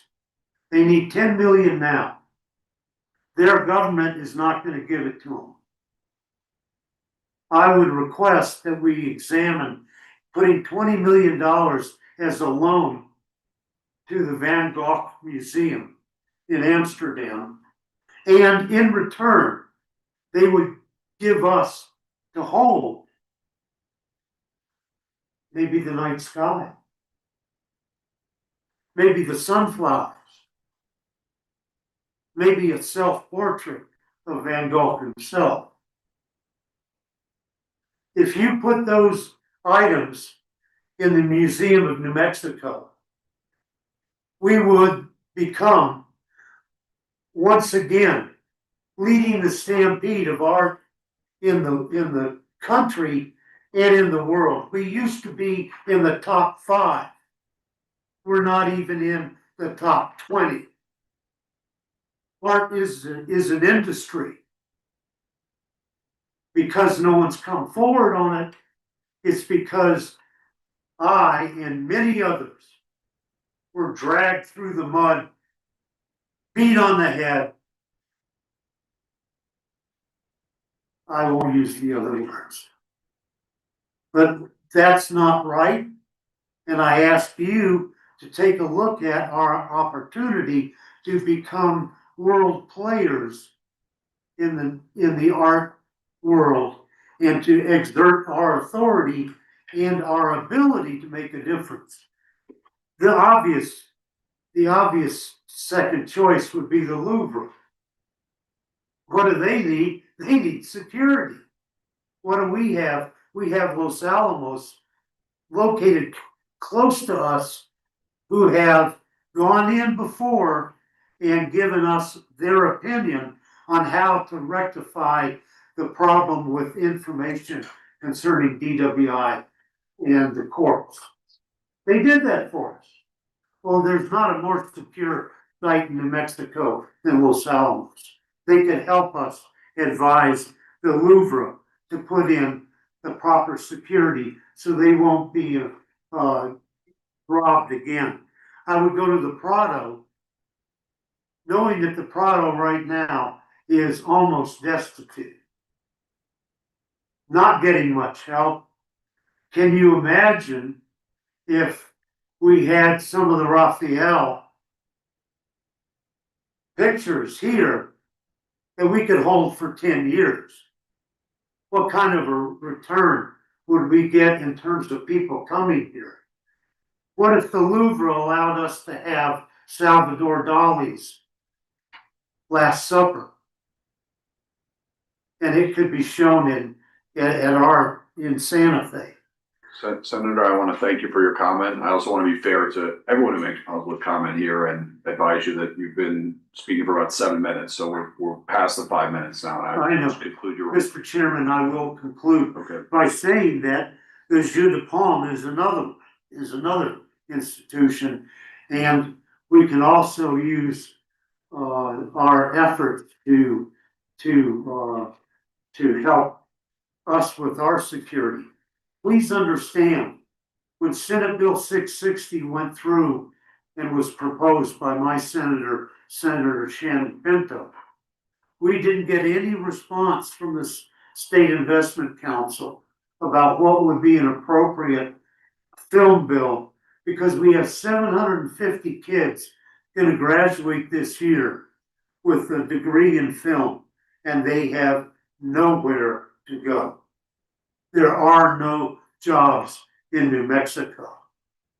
And we need to be able to solve that problem.